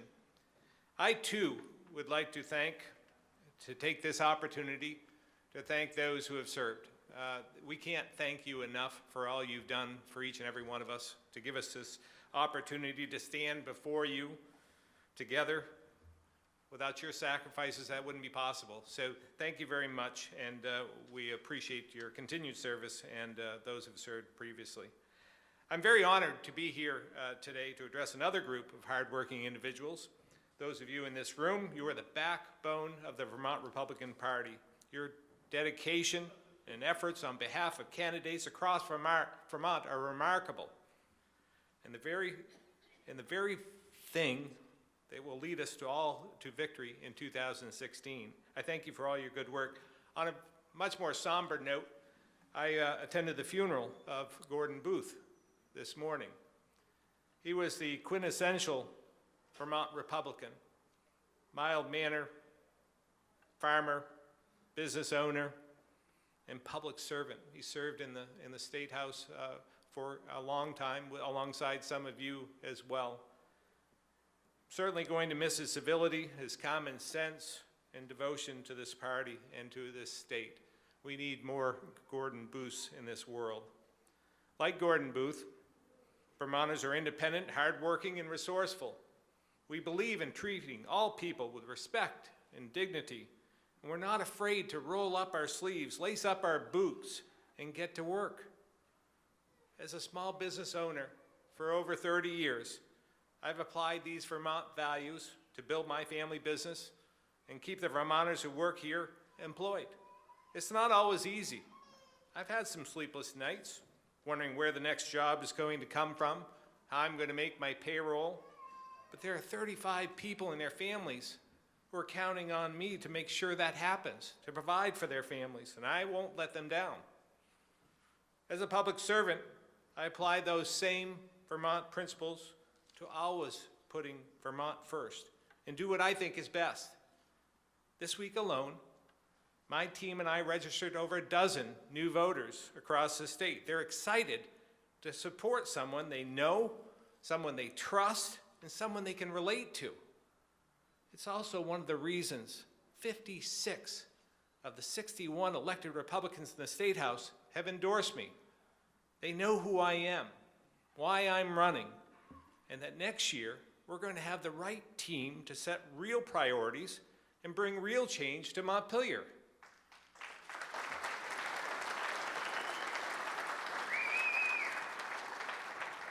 While I'm on the subject of our elected officials, as has been mentioned before, I want to take a moment to thank you for serving in the legislature. It's not easy serving in the minority. I've done it my whole political life thus far.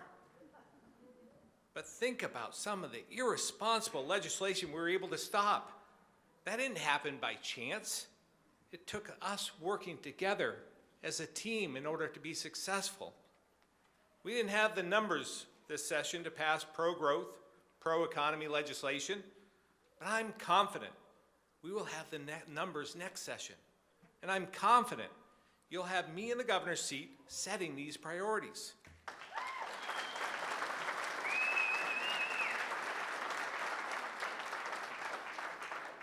In business and in public service, I always put Vermont values first.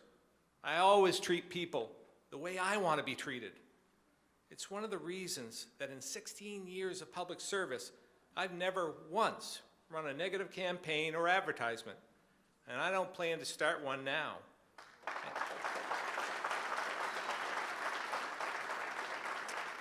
I don't believe Vermonters will stand for it. They want candidates to tell them what they can do for us, not run their opponents in the mud to make themselves look good.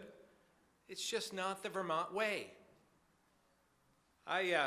I'll tell you, I just saw this when I walked in, and this is one my opponent ran on me this morning. This is something you won't see from me. I guarantee it. I promise you that.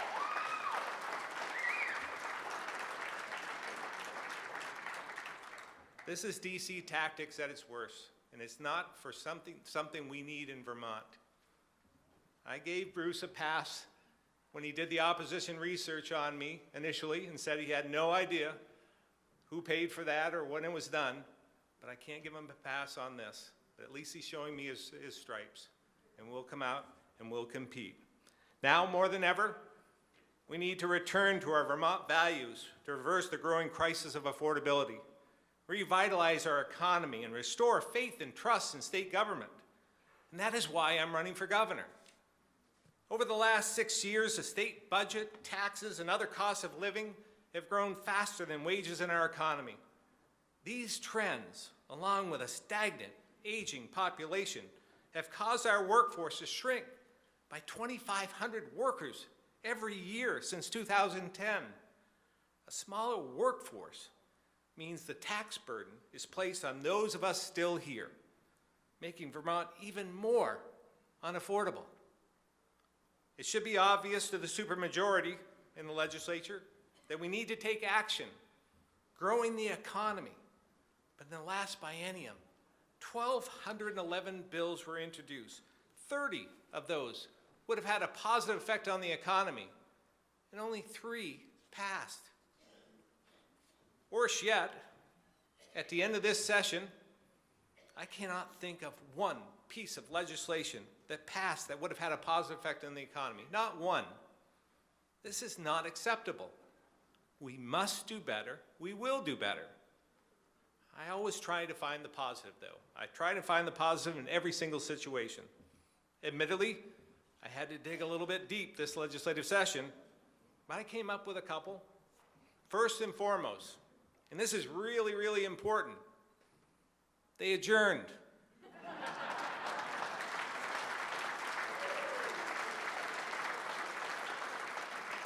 They did that before they could do any more harm. Second, I'm confident there will be a new Republican governor come next year. Third,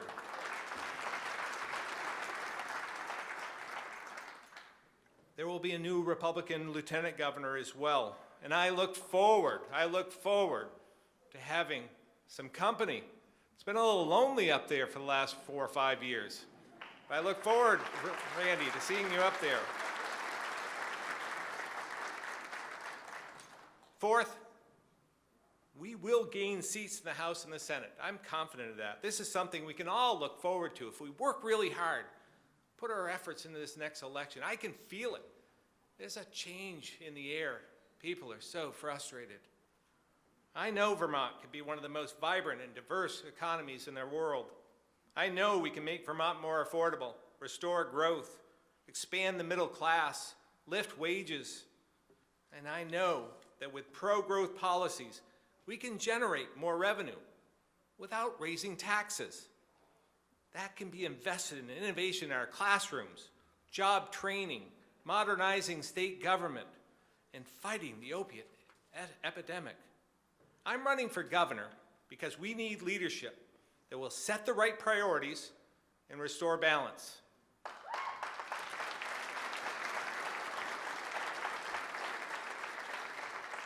I'm running for governor because I believe the next governor must be able to build a coalition that works together and gets things done. I'm running because Vermont needs a leader that understands the struggles of everyday working Vermonters. I've grown up in that. I'm a blue-collar worker. I've been from a blue-collar community, and I still like to lace up my boots every single day. I'm running because Vermont needs leadership that listens and leadership that works. I believe there's some simple solutions to our economic challenges, literally at our fingertips, but it's going to require teamwork, all pulling in the same direction, and discipline. Growing our economy should not just be a priority, it should be the priority. And as governor, I would set that agenda. One of my first priorities in office will be building a budget that Vermonters can afford.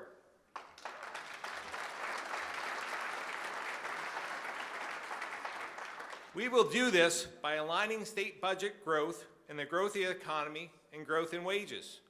To be clear, I'll support any reasonable idea that lowers costs for families and businesses, and I will oppose those who do not. It may mean, and if that means we have to veto some bills, so be it.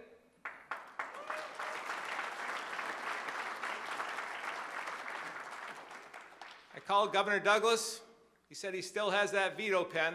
He'd be willing to lend it to me for a while. And Don Turner has promised me that he'll have the votes to sustain that veto as well.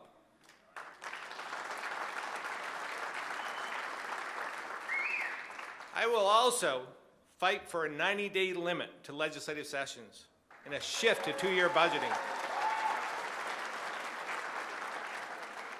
A 90-day session would set clear parameters, focus legislators, make sure that they are addressing those key fiscal and operational needs, and establish economic growth and reform as the priority. A predictable session would also encourage more working Vermonters and small business owners to serve, halting Vermont's transition to a professional political legislature. You heard Don Turner, you heard Joe Benning.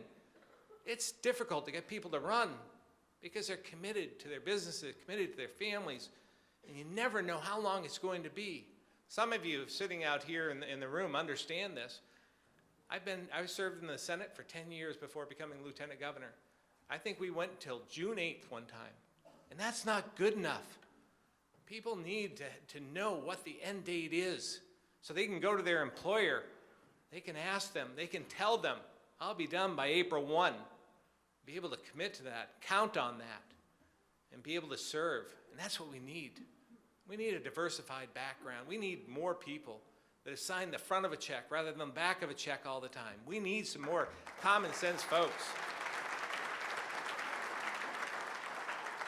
Establishing a two-year budget will impose more fiscal discipline, strengthen planning and management, and reduce costs. Biennial budgeting will also provide the foundation we need to modernize government in ways that lower operational costs and reduce the cost of budgeting the process itself. It would allow us to produce a budget that helps Vermonters get ahead. Over the past 10 years, Vermont's economy grew at less than 2% each year.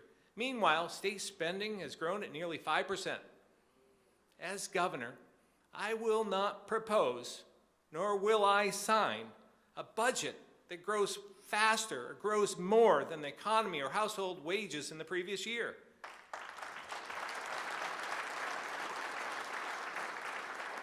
This standard, along with the improved budgeting process I'm proposing, will help families keep more of what they earn. I am prepared to tackle the issues that matter most to Vermonters, and I'm committed to getting more Vermont Republicans elected by working with our current elected officials and all of you. I want to thank you all for all you do for all of us, and thank you to the Republican Party. I'm proud to stand here today and be a Vermont Republican. I'd be very grateful for your support August 9th, and I promise you, the one promise I will make you, I will not let you down. I thank you very much for your service.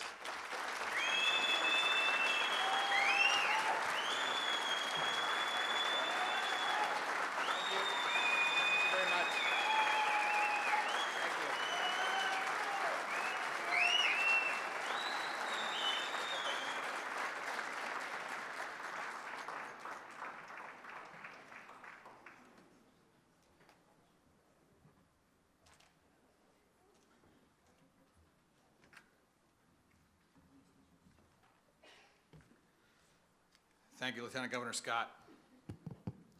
So I have a confession to make.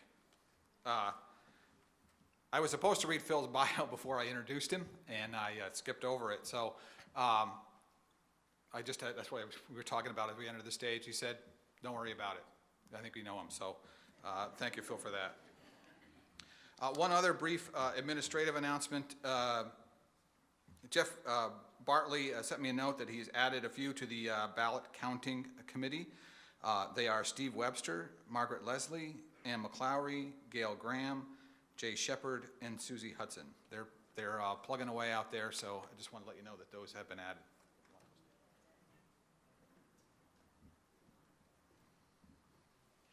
So a little about, I'm not going to forget this time, so a little about our next speaker. Bruce was born in Burlington's Old North End, attended Burlington Public Schools, and has been hard at work since he was 15 years old. His mom was a secretary and his dad a school teacher. After graduating from UVM, he worked as a file clerk, a taxi driver, and a bartender before building a successful 40-year career in financial service. Bruce is an experienced manager of more than 2,300 employees and another 1,000 in support. Bruce served 6 years in the Army Reserves. He's a supporter and board member of a range of organizations representing youth development, prevention of child abuse, education, the environment, the arts, historical preservation, and animal welfare. He was a lead supporter of the Boys and Girls Clubs of Burlington's Early Promise program, which provides social and academic support, culminating in admission to a Vermont State College. He founded the policy and advocacy organization Campaign for Vermont in 2011, promoting common sense, public policy ideas, accountability, and transparency in government, and the enactment of ethical standards. Bruce announced his candidacy for governor last September, and please join me in welcoming Bruce Lisman to the stage.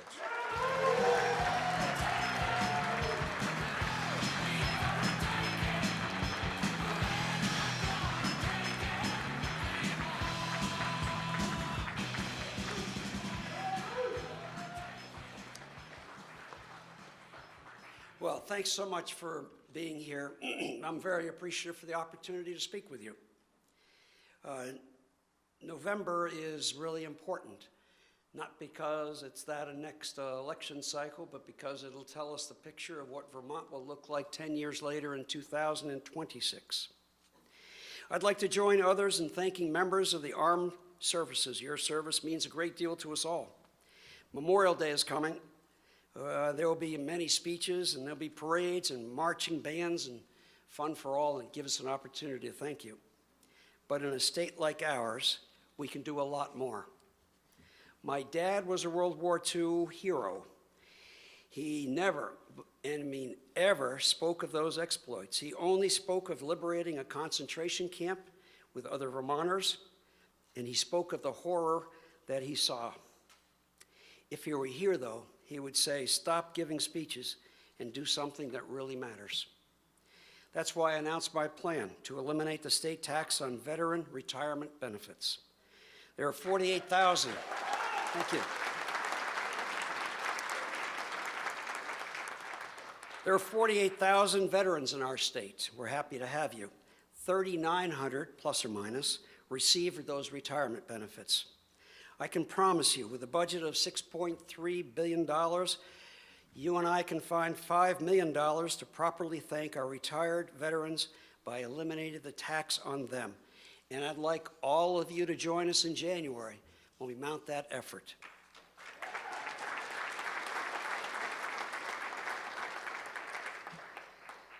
I'd like to speak of why I'm running for governor. Well, you and I know our state's in bad shape. We know our governor and his policies are hurting Vermonters.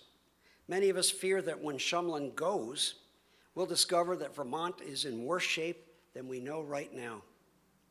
Vermonters tell me how disappointed they are with their government. They're angry. Hell, they should be. They want real change, and that's why I'm running. Well, why?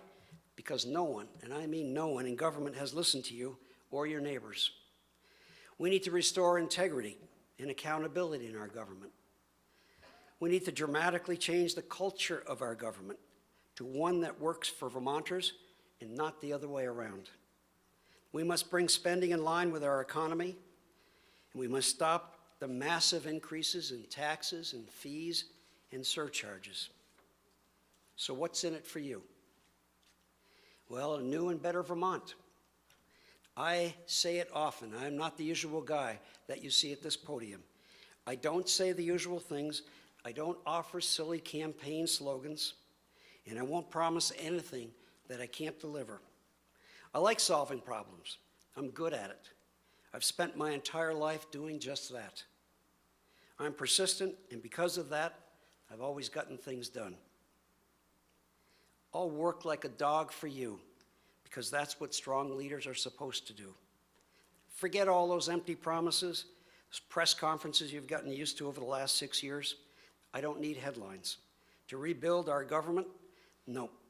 I'll do the hard work of managing our government and re-engaging its workforce in delivering exceptional service to you, the people who deserve that service.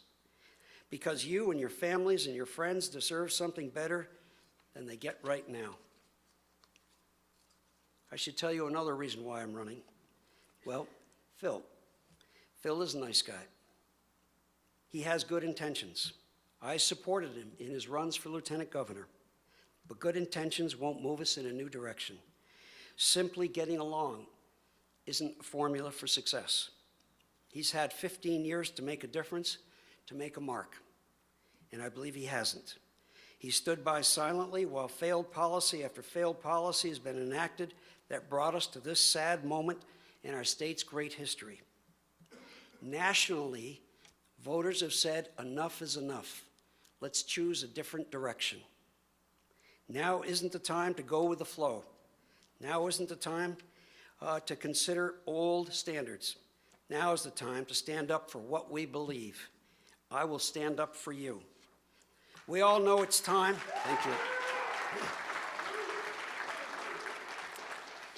We all know it's time for a new direction. That's why you're all here, hoping for a Republican sweep. I'm ready to lead Vermont in a new and better direction.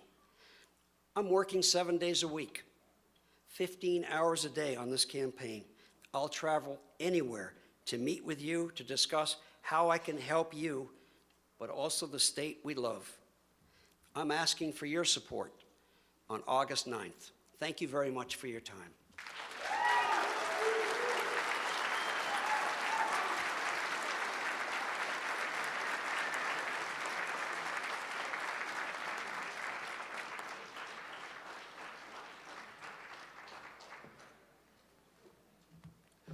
Thank you, Bruce. Our next speaker is probably a familiar name to you. Randy Brock served as our 28th state auditor. I remember Governor Douglas used to always introduce him as a state auditor who actually was an auditor. He also served two terms as a member of the state Senate, and he was the 2012 Republican nominee for governor. He was executive vice president for risk oversight for Fidelity Investments, one of the world's largest financial services companies. Earlier, Randy was CEO of one of America's 500 fastest growing companies, a business that he founded in Vermont. He has been a board member of numerous national and local nonprofits, including 4 colleges or universities. He was appointed by President George W. Bush to the Board of Visitors to the United States Military Academy at West Point, and he was the board's 2010 and 2011 elected vice chair. Randy served in Vietnam as a captain in the Military Police Corps. He holds the Bronze Star Medal for meritorious service. Randy holds a Bachelor of Arts degree from Middlebury College and a Master of Arts degree from Yale University. It's my honor to introduce to you Lieutenant Governor candidate Randy Brock.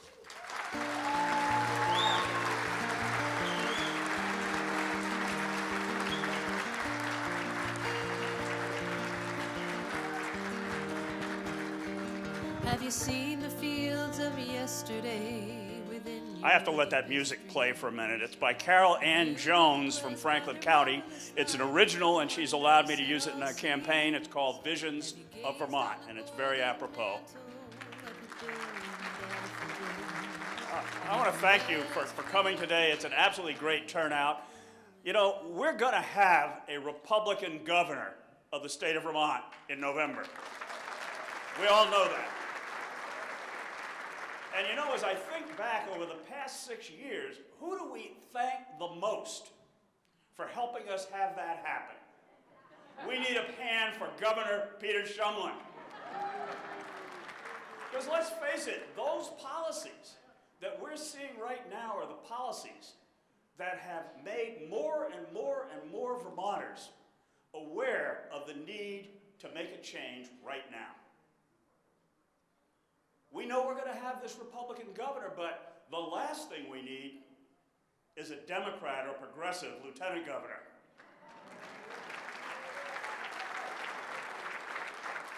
You know, I've joked that the job of the lieutenant governor, of course, is to wake up every morning and inquire about the health of the governor. Which is why both of our candidates have said the first person they're going to appoint if I'm elected is a food taster. But you know, it's a deadly serious issue, though, Because 5 times in Vermont history, we've had a sudden case in which the lieutenant governor has had to assume, suddenly, the office of governor. And it started with our first governor in 1797, who passed away in office. And most recently, we saw the result, particularly of having a Republican governor and a Democratic lieutenant governor, is when Governor Richard Snelling passed away suddenly in office to be replaced by Howard Dean. There's so much, though, that a lieutenant governor can do, even though it's an office that's charged with presiding over the Senate, that's charged with being there in the wings in the event that tragedy occurs. But during the rest of that time, the lieutenant governor's office provides a platform. It provides a way for the person filling it to concentrate and to spend the time doing the things that he or she perhaps does best. And I want to use the office as a platform to help Vermont move ahead and to think not just 2 years down the road in the budget cycle, but to think 5, 10, or 15 years down the road. We spend a lot of time talking about making Vermont affordable, and that's something, no question, we absolutely have to do. We do have a crisis of affordability. But I want to focus not just on making Vermont affordable, which to me often means making us have the ability to live paycheck to paycheck. But what we want to do is we want to know, how do we move forward to create a vibrant economy in Vermont? How do we move forward in a way that Vermont becomes a place that people want to go as a place that people want to leave?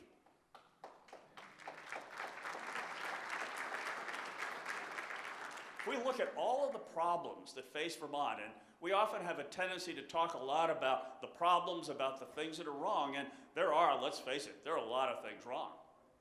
We look at things like Vermont Health Connect. It's a classic example in which, according to what the Democrats tell us, we've spent $200 million, but I'll guarantee you it's actually a lot more when you consider the fallout and the effect of Vermont Health Connect. And it's something that's hurting individual Vermonters. People who can't get coverage, people who are reluctant to go to the doctor because they've gone and they've been turned away because even though they paid their money, they don't have coverage. People who go to get a prescription and the prescription coverage is not there, even though they know they've got the canceled checks that they've paid their money. Someone here in this audience today told me of having to spend $1,400 on prescriptions that he had already sent the check in because Vermont Health Connect was so utterly dysfunctional. And on the contrast, we have people who do not deserve health care because they are not eligible for it, who are getting it because, again, of the failure of our healthcare system. There's a failure of transparency because the more and more folks ask about it, the less and less information comes out of Montpelier. Clearly, folks are always willing to get up and have a press conference about what goes well, but when things go wrong, they say absolutely nothing about it. We do need candidates. No ifs, ands, and buts about it. The way that we're going to change Vermont Health Connect and all the other things that are wrong is having people to run for office, for the legislature and for the other statewide offices. And you need to be someone who doesn't sit in front of the TV set and throw a shoe whenever Channel 3 News is on in the evening. That doesn't solve problems. People a lot of times say, well, you know, I don't really know if I'm the right person to be in the legislature because, you know, I'm not, you know, really conversant with each one of these issues, and I'm not a strong leader, and I'm not a leader of thought. I'm not the sharpest pencil in the drawer. Well, you'll fit in Montpelier just fine.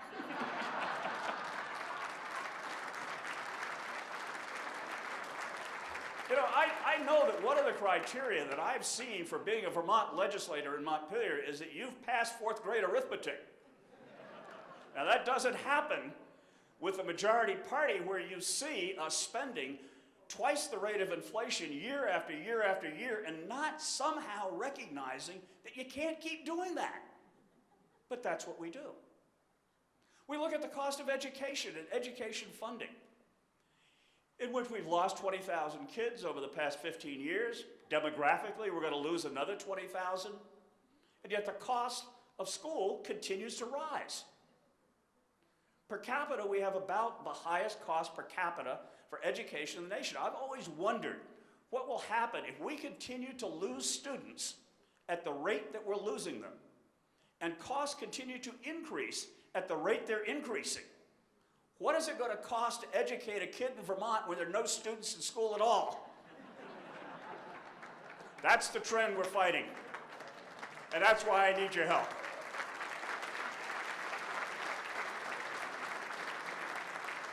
You know, we do have a demographic crisis in Vermont. We're 49th in the nation for the second year in a row in population growth. 49th in the nation. The only one who beats us out as being worse is West Virginia. And when we close our coal mines, we're going to be at the bottom with them. You know, you look at our energy policy, in which we're going to, you know, it's called unicorn energy, I think, in which we are supporting the renewable industrial or the renewable industrial complex, in which we have a program which I can only describe as Robin Hood in reverse. We take from the poor and we give to the rich. That's what we're doing, because we've not figured out that the poor pay the same amount per kilowatt hour as the wealthy. And that's what's happening here in Vermont. And if you look at the renewable energy that we've created through industrial wind and industrial solar in past years, it amounts to zero, because we take all the renewable energy credits and we've sold them out of state. So instead of having renewable energy by keeping 2 sets of books, and I'm a fraud examiner by training, and that's what it's called when you have 2 sets of books, you claim renewable on the one hand, yet at the same time you sell the RECs to people in Massachusetts, Connecticut, and elsewhere, who then use it to make coal-fired, oil-fired, or gas-fired power plants. That's not saving energy, and even our own experts within state government say that we're not accomplishing anything in terms of the reduction of global warming. And if you think those are Vermont jobs, all I do is tell you, go and look at any one of these industrial wind sites, drive up there, and take a look at the license plates on the vehicles in the parking lot. These are not Vermont jobs, regardless of what they tell you. And when you look at things like Vermont Health Connect, and who's doing the work, we're bringing over an army of people from outside the United States on H-1B visas and L-1 visas to do that work instead of hiring Vermonters. And we need to think of this as an opportunity. It's a great opportunity to build and to begin developing an IT industry in Vermont, done by Vermonters, done by people who can become Vermonters, and indeed done by immigrants who are welcome here to make a life and a home. We've got projects that will go on forever, not just in state government and the private sector. That's a great opportunity for Vermont. And that's what I'm really about in this campaign, is talking about opportunity, talking about the businesses that we can create, the energy that we can create, the niches that we can focus on, and during the course of the campaign, I'm focused on finding $100 million of new revenue or reduced expenses to be able to present and talk about after November that do not come out of the pockets of Vermont taxpayers, and it can be done. And together with your help, we're all going to do it. So thank you very much. Thank you again for all of the work, all of the help, all the support, and thank you for what's going to happen to this party in November.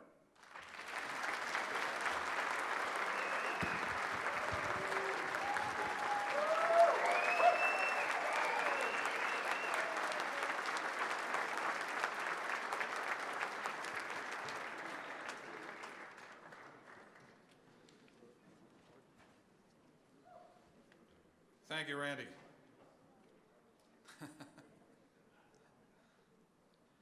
So our final speaker for this segment, anyway, is the newest entrant into the statewide campaign. We're very excited to welcome her to the campaign. I think I know she'll make a fantastic candidate. Vermonters are ready for change. Vermonters are ready for something other than a single-party Vermont Democrat rule in Montpelier. And I know this lady will attack this campaign with energy, with enthusiasm, and with some great ideas for Vermont. Please welcome Deb Bucknam, a candidate for Attorney General.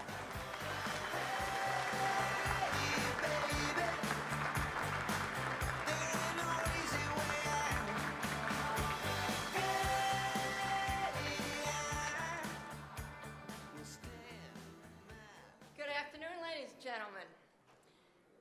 My name is Deb Bucknam, and I am your next Attorney General.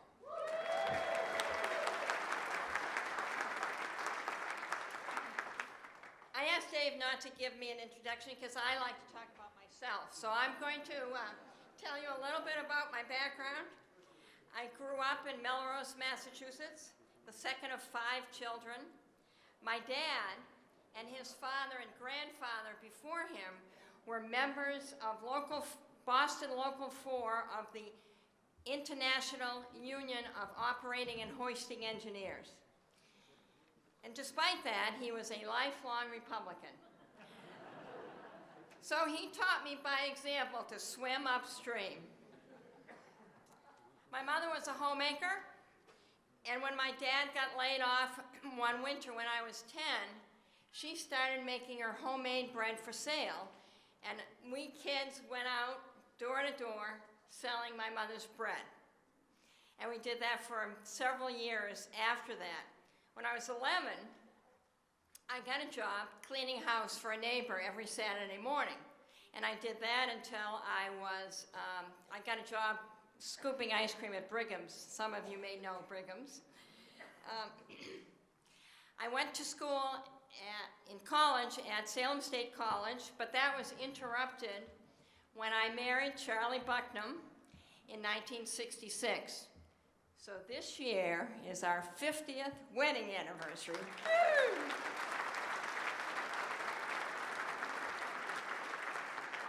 You know, I've been a divorce lawyer for years, and I've thought of writing a book called Divorce Lawyer's Guide to a Long and Happy Marriage.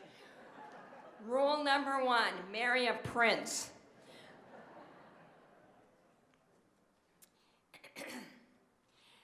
After we were married, my husband was in the service, and by the way, Charlie wanted to be here today, but his sister is in the hospital, so he's with her. He will be here later tonight.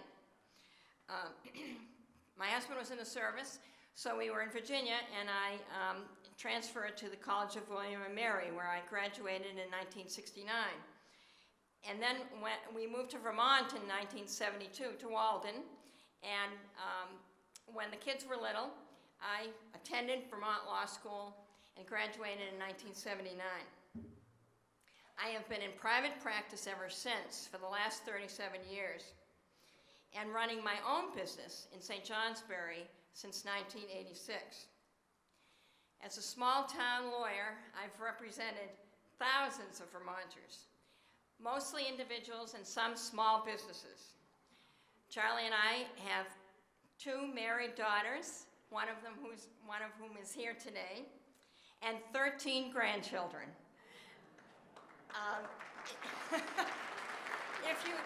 If you look at my palm card, you'll see there's only 12. Another one was born after that picture was taken. I am running for and plan to win the office of Attorney General because Vermonters need an attorney representing them in Montpelier. We're an insurgency campaign, and so we are looking to you and all Vermonters to support this campaign so that you will have an advocate in the Attorney General's office. You know, there was an article just the other day in 7 Days about all the contacts and the financial support that my opponent, Tiegen, is receiving from outside groups and corporations. So while TJ is meeting with the lobbyists from Comcast, Caremark, and Google, I've been meeting with a young mother recovering from drug addiction, desperately trying to do everything she can to bring her baby home.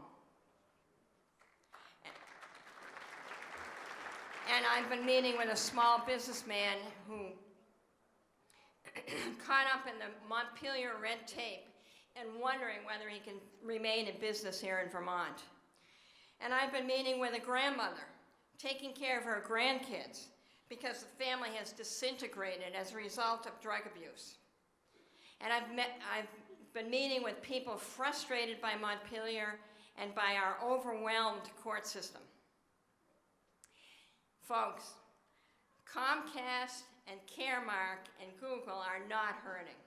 Vermonters are. And Vermonters are the people I plan to represent as Attorney General.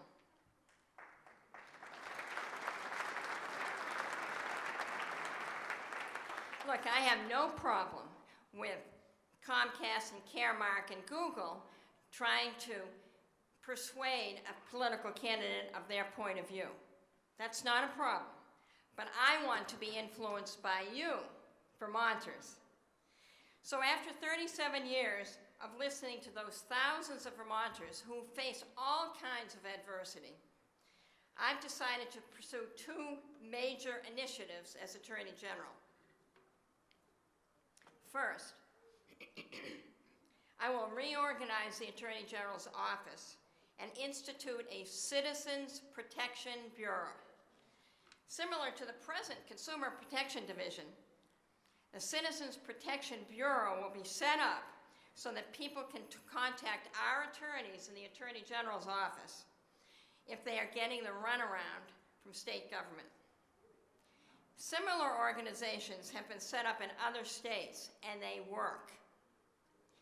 This bureau will begin to shine the light on Vermont government practices and encourage the good people, and there are many, many good people, as state employees, to do better jobs, to be more transparent, and to work with Vermonters solving problems and not creating roadblocks. Second, together you and I will roll up our sleeves and beat the opiate and opioid disease epidemic in this state.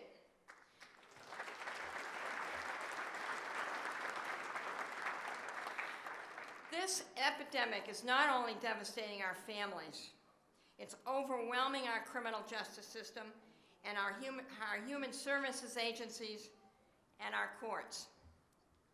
You know, one thing I've learned over the past 3+ decades with all those Vermonters is Vermonters are smart and they are tough problem solvers. Now, my opponent, T.J. Donovan, does say that opiate abuse is a disease. I agree with him.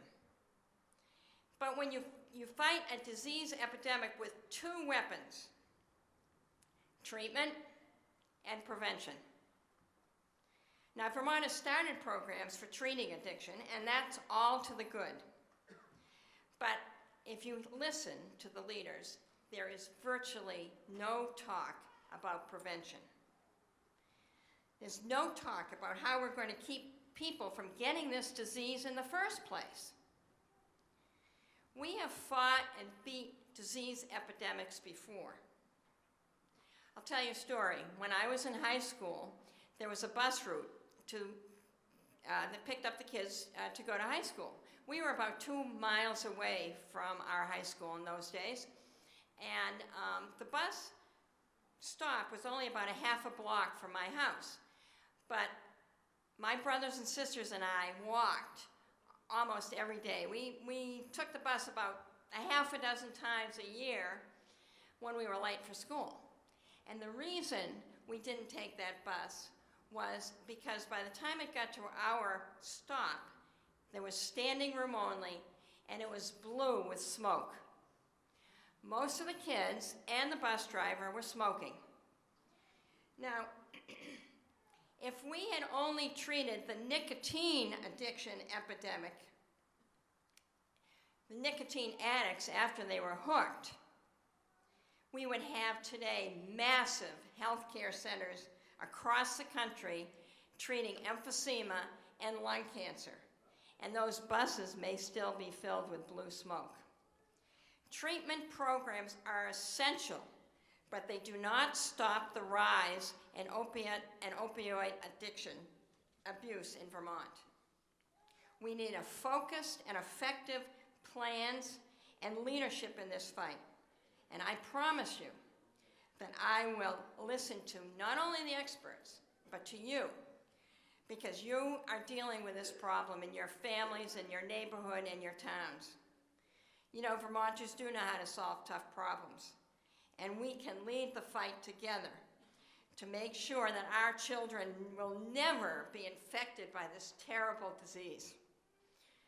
Finally, as I said, I want Vermonters to be my pressure group. So to that end, I'm asking you all to contribute to my candidacy. TJ Donovan is taking money from out-of-state lobbyists, the big unions, and the corporations. I'd like to show TJ and the rest of the Vermont establishment that Vermonters are supporting a candidate for Attorney General who will represent them. So I would ask you for your financial support. We have envelopes and contribution cards out at the booth in the front hall. And we also have a sign-up sheet because we also need your help. We need you. So, ladies and gentlemen, together we can elect an Attorney General that will not only represent the state of Vermont, but Vermonters. And I ask for your support. Thank you very much.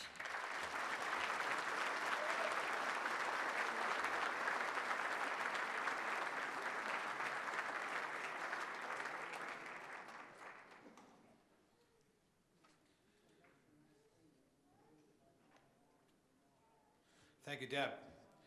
Just a little bit of a plug for the remainder of the day. We do have a few seats left for tonight's dinner with Tiegen. I'm sure you've got the information on it, but he was on the ground in Benghazi and has a firsthand account of what really happened there. He's co-authored a book and is here to join us this evening after dinner to speak to us about his experience. I have not heard him directly speak, but our executive director, Jeff, has, and said he's an excellent speaker. He's on the national tour now, and he's making the tour around the U.S. telling his story.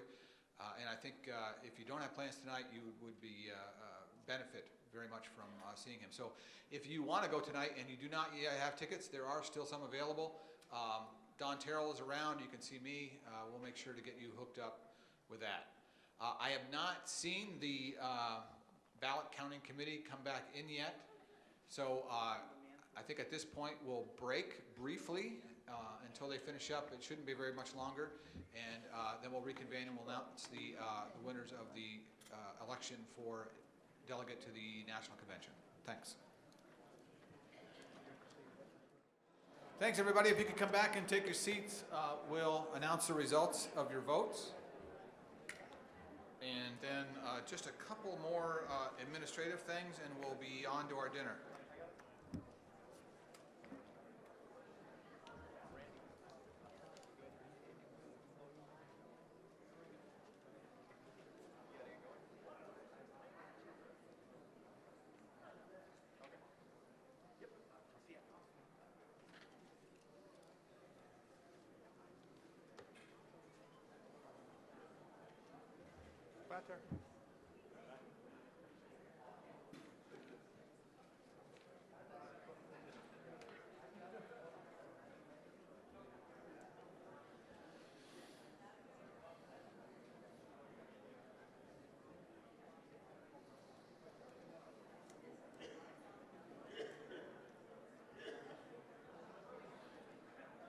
Thank you, everyone, for your patience.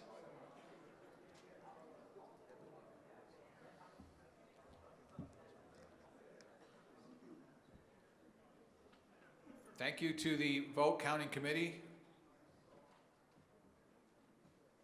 your work and for coming up with the results. Do I want that?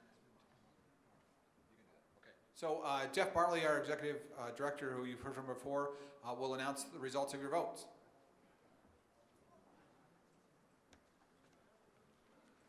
All right, thank you. Again, I want to thank the many members who helped out with the ballot counting committee. I know it took a while, and I appreciate your patience.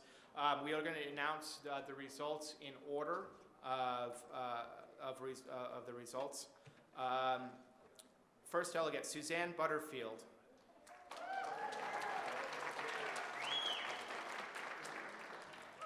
Second delegate, Deb Bilodeau. Third delegate, Wendy Wilton. Fourth delegate, going as potentially the youngest member of the RNC delegation, Jace Lacquiere. Colchester Jr.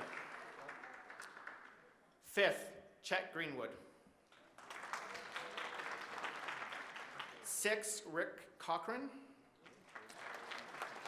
7, Representative Paul Dame. 8, Representative Jansen Wilhoit. 9, Darcy Johnston. 10, Pam Ackerson. 11, Laura Benner. 12, Representative former Representative Bob Bouchard. And the final delegate, 13. Sorry, I just want to make sure I get the first name right. Sharon Greenwood. So here are your alternates. Number 14, Representative Linda Myers. 15, John McGovern. 16, Mark Candon. 17, Bruce Bailey. Excuse me, correction here. Richard Bailey. I'm sorry, Richard. Richard Bailey. All right. 18, Don Terrell. 19, Bill Lawrence. 20, the Honorable Tom Koch. 21, Milton Eaton. 22, Zachary Zupan. 23, Mark Snelling. 24, Rachel Stringer. 25, Pat Crocker. And the final alternate, number 26, Richard Morton. Thank you again for everybody's patience. Dave?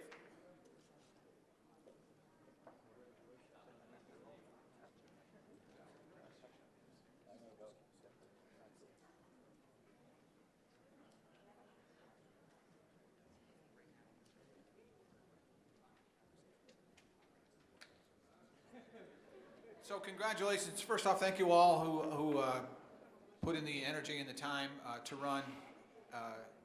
There's great energy, and it's certainly very much appreciated. Congratulations to those who won, either as a delegate or an alternate. For those of you who did win as a delegate or an alternate, there is a meeting immediately following this upstairs in the reception room off the dining room. And immediately after this, we need to have you there. It won't be very long, but there's some information that we need to go over before you leave today. So with that, the dinner tonight, because of the time to count the ballots, will probably be 10 or 15 minutes behind schedule on the dinner. But we will proceed as planned, and we'll look forward to seeing you upstairs again. If you don't have a ticket and you want to go, there's tickets available, and let us know. So thank you all for coming. It's been a good afternoon and great energy in the room. We really appreciate it. Thank you all. Get involved. Work hard this summer, and we look forward to a great November. Thank you.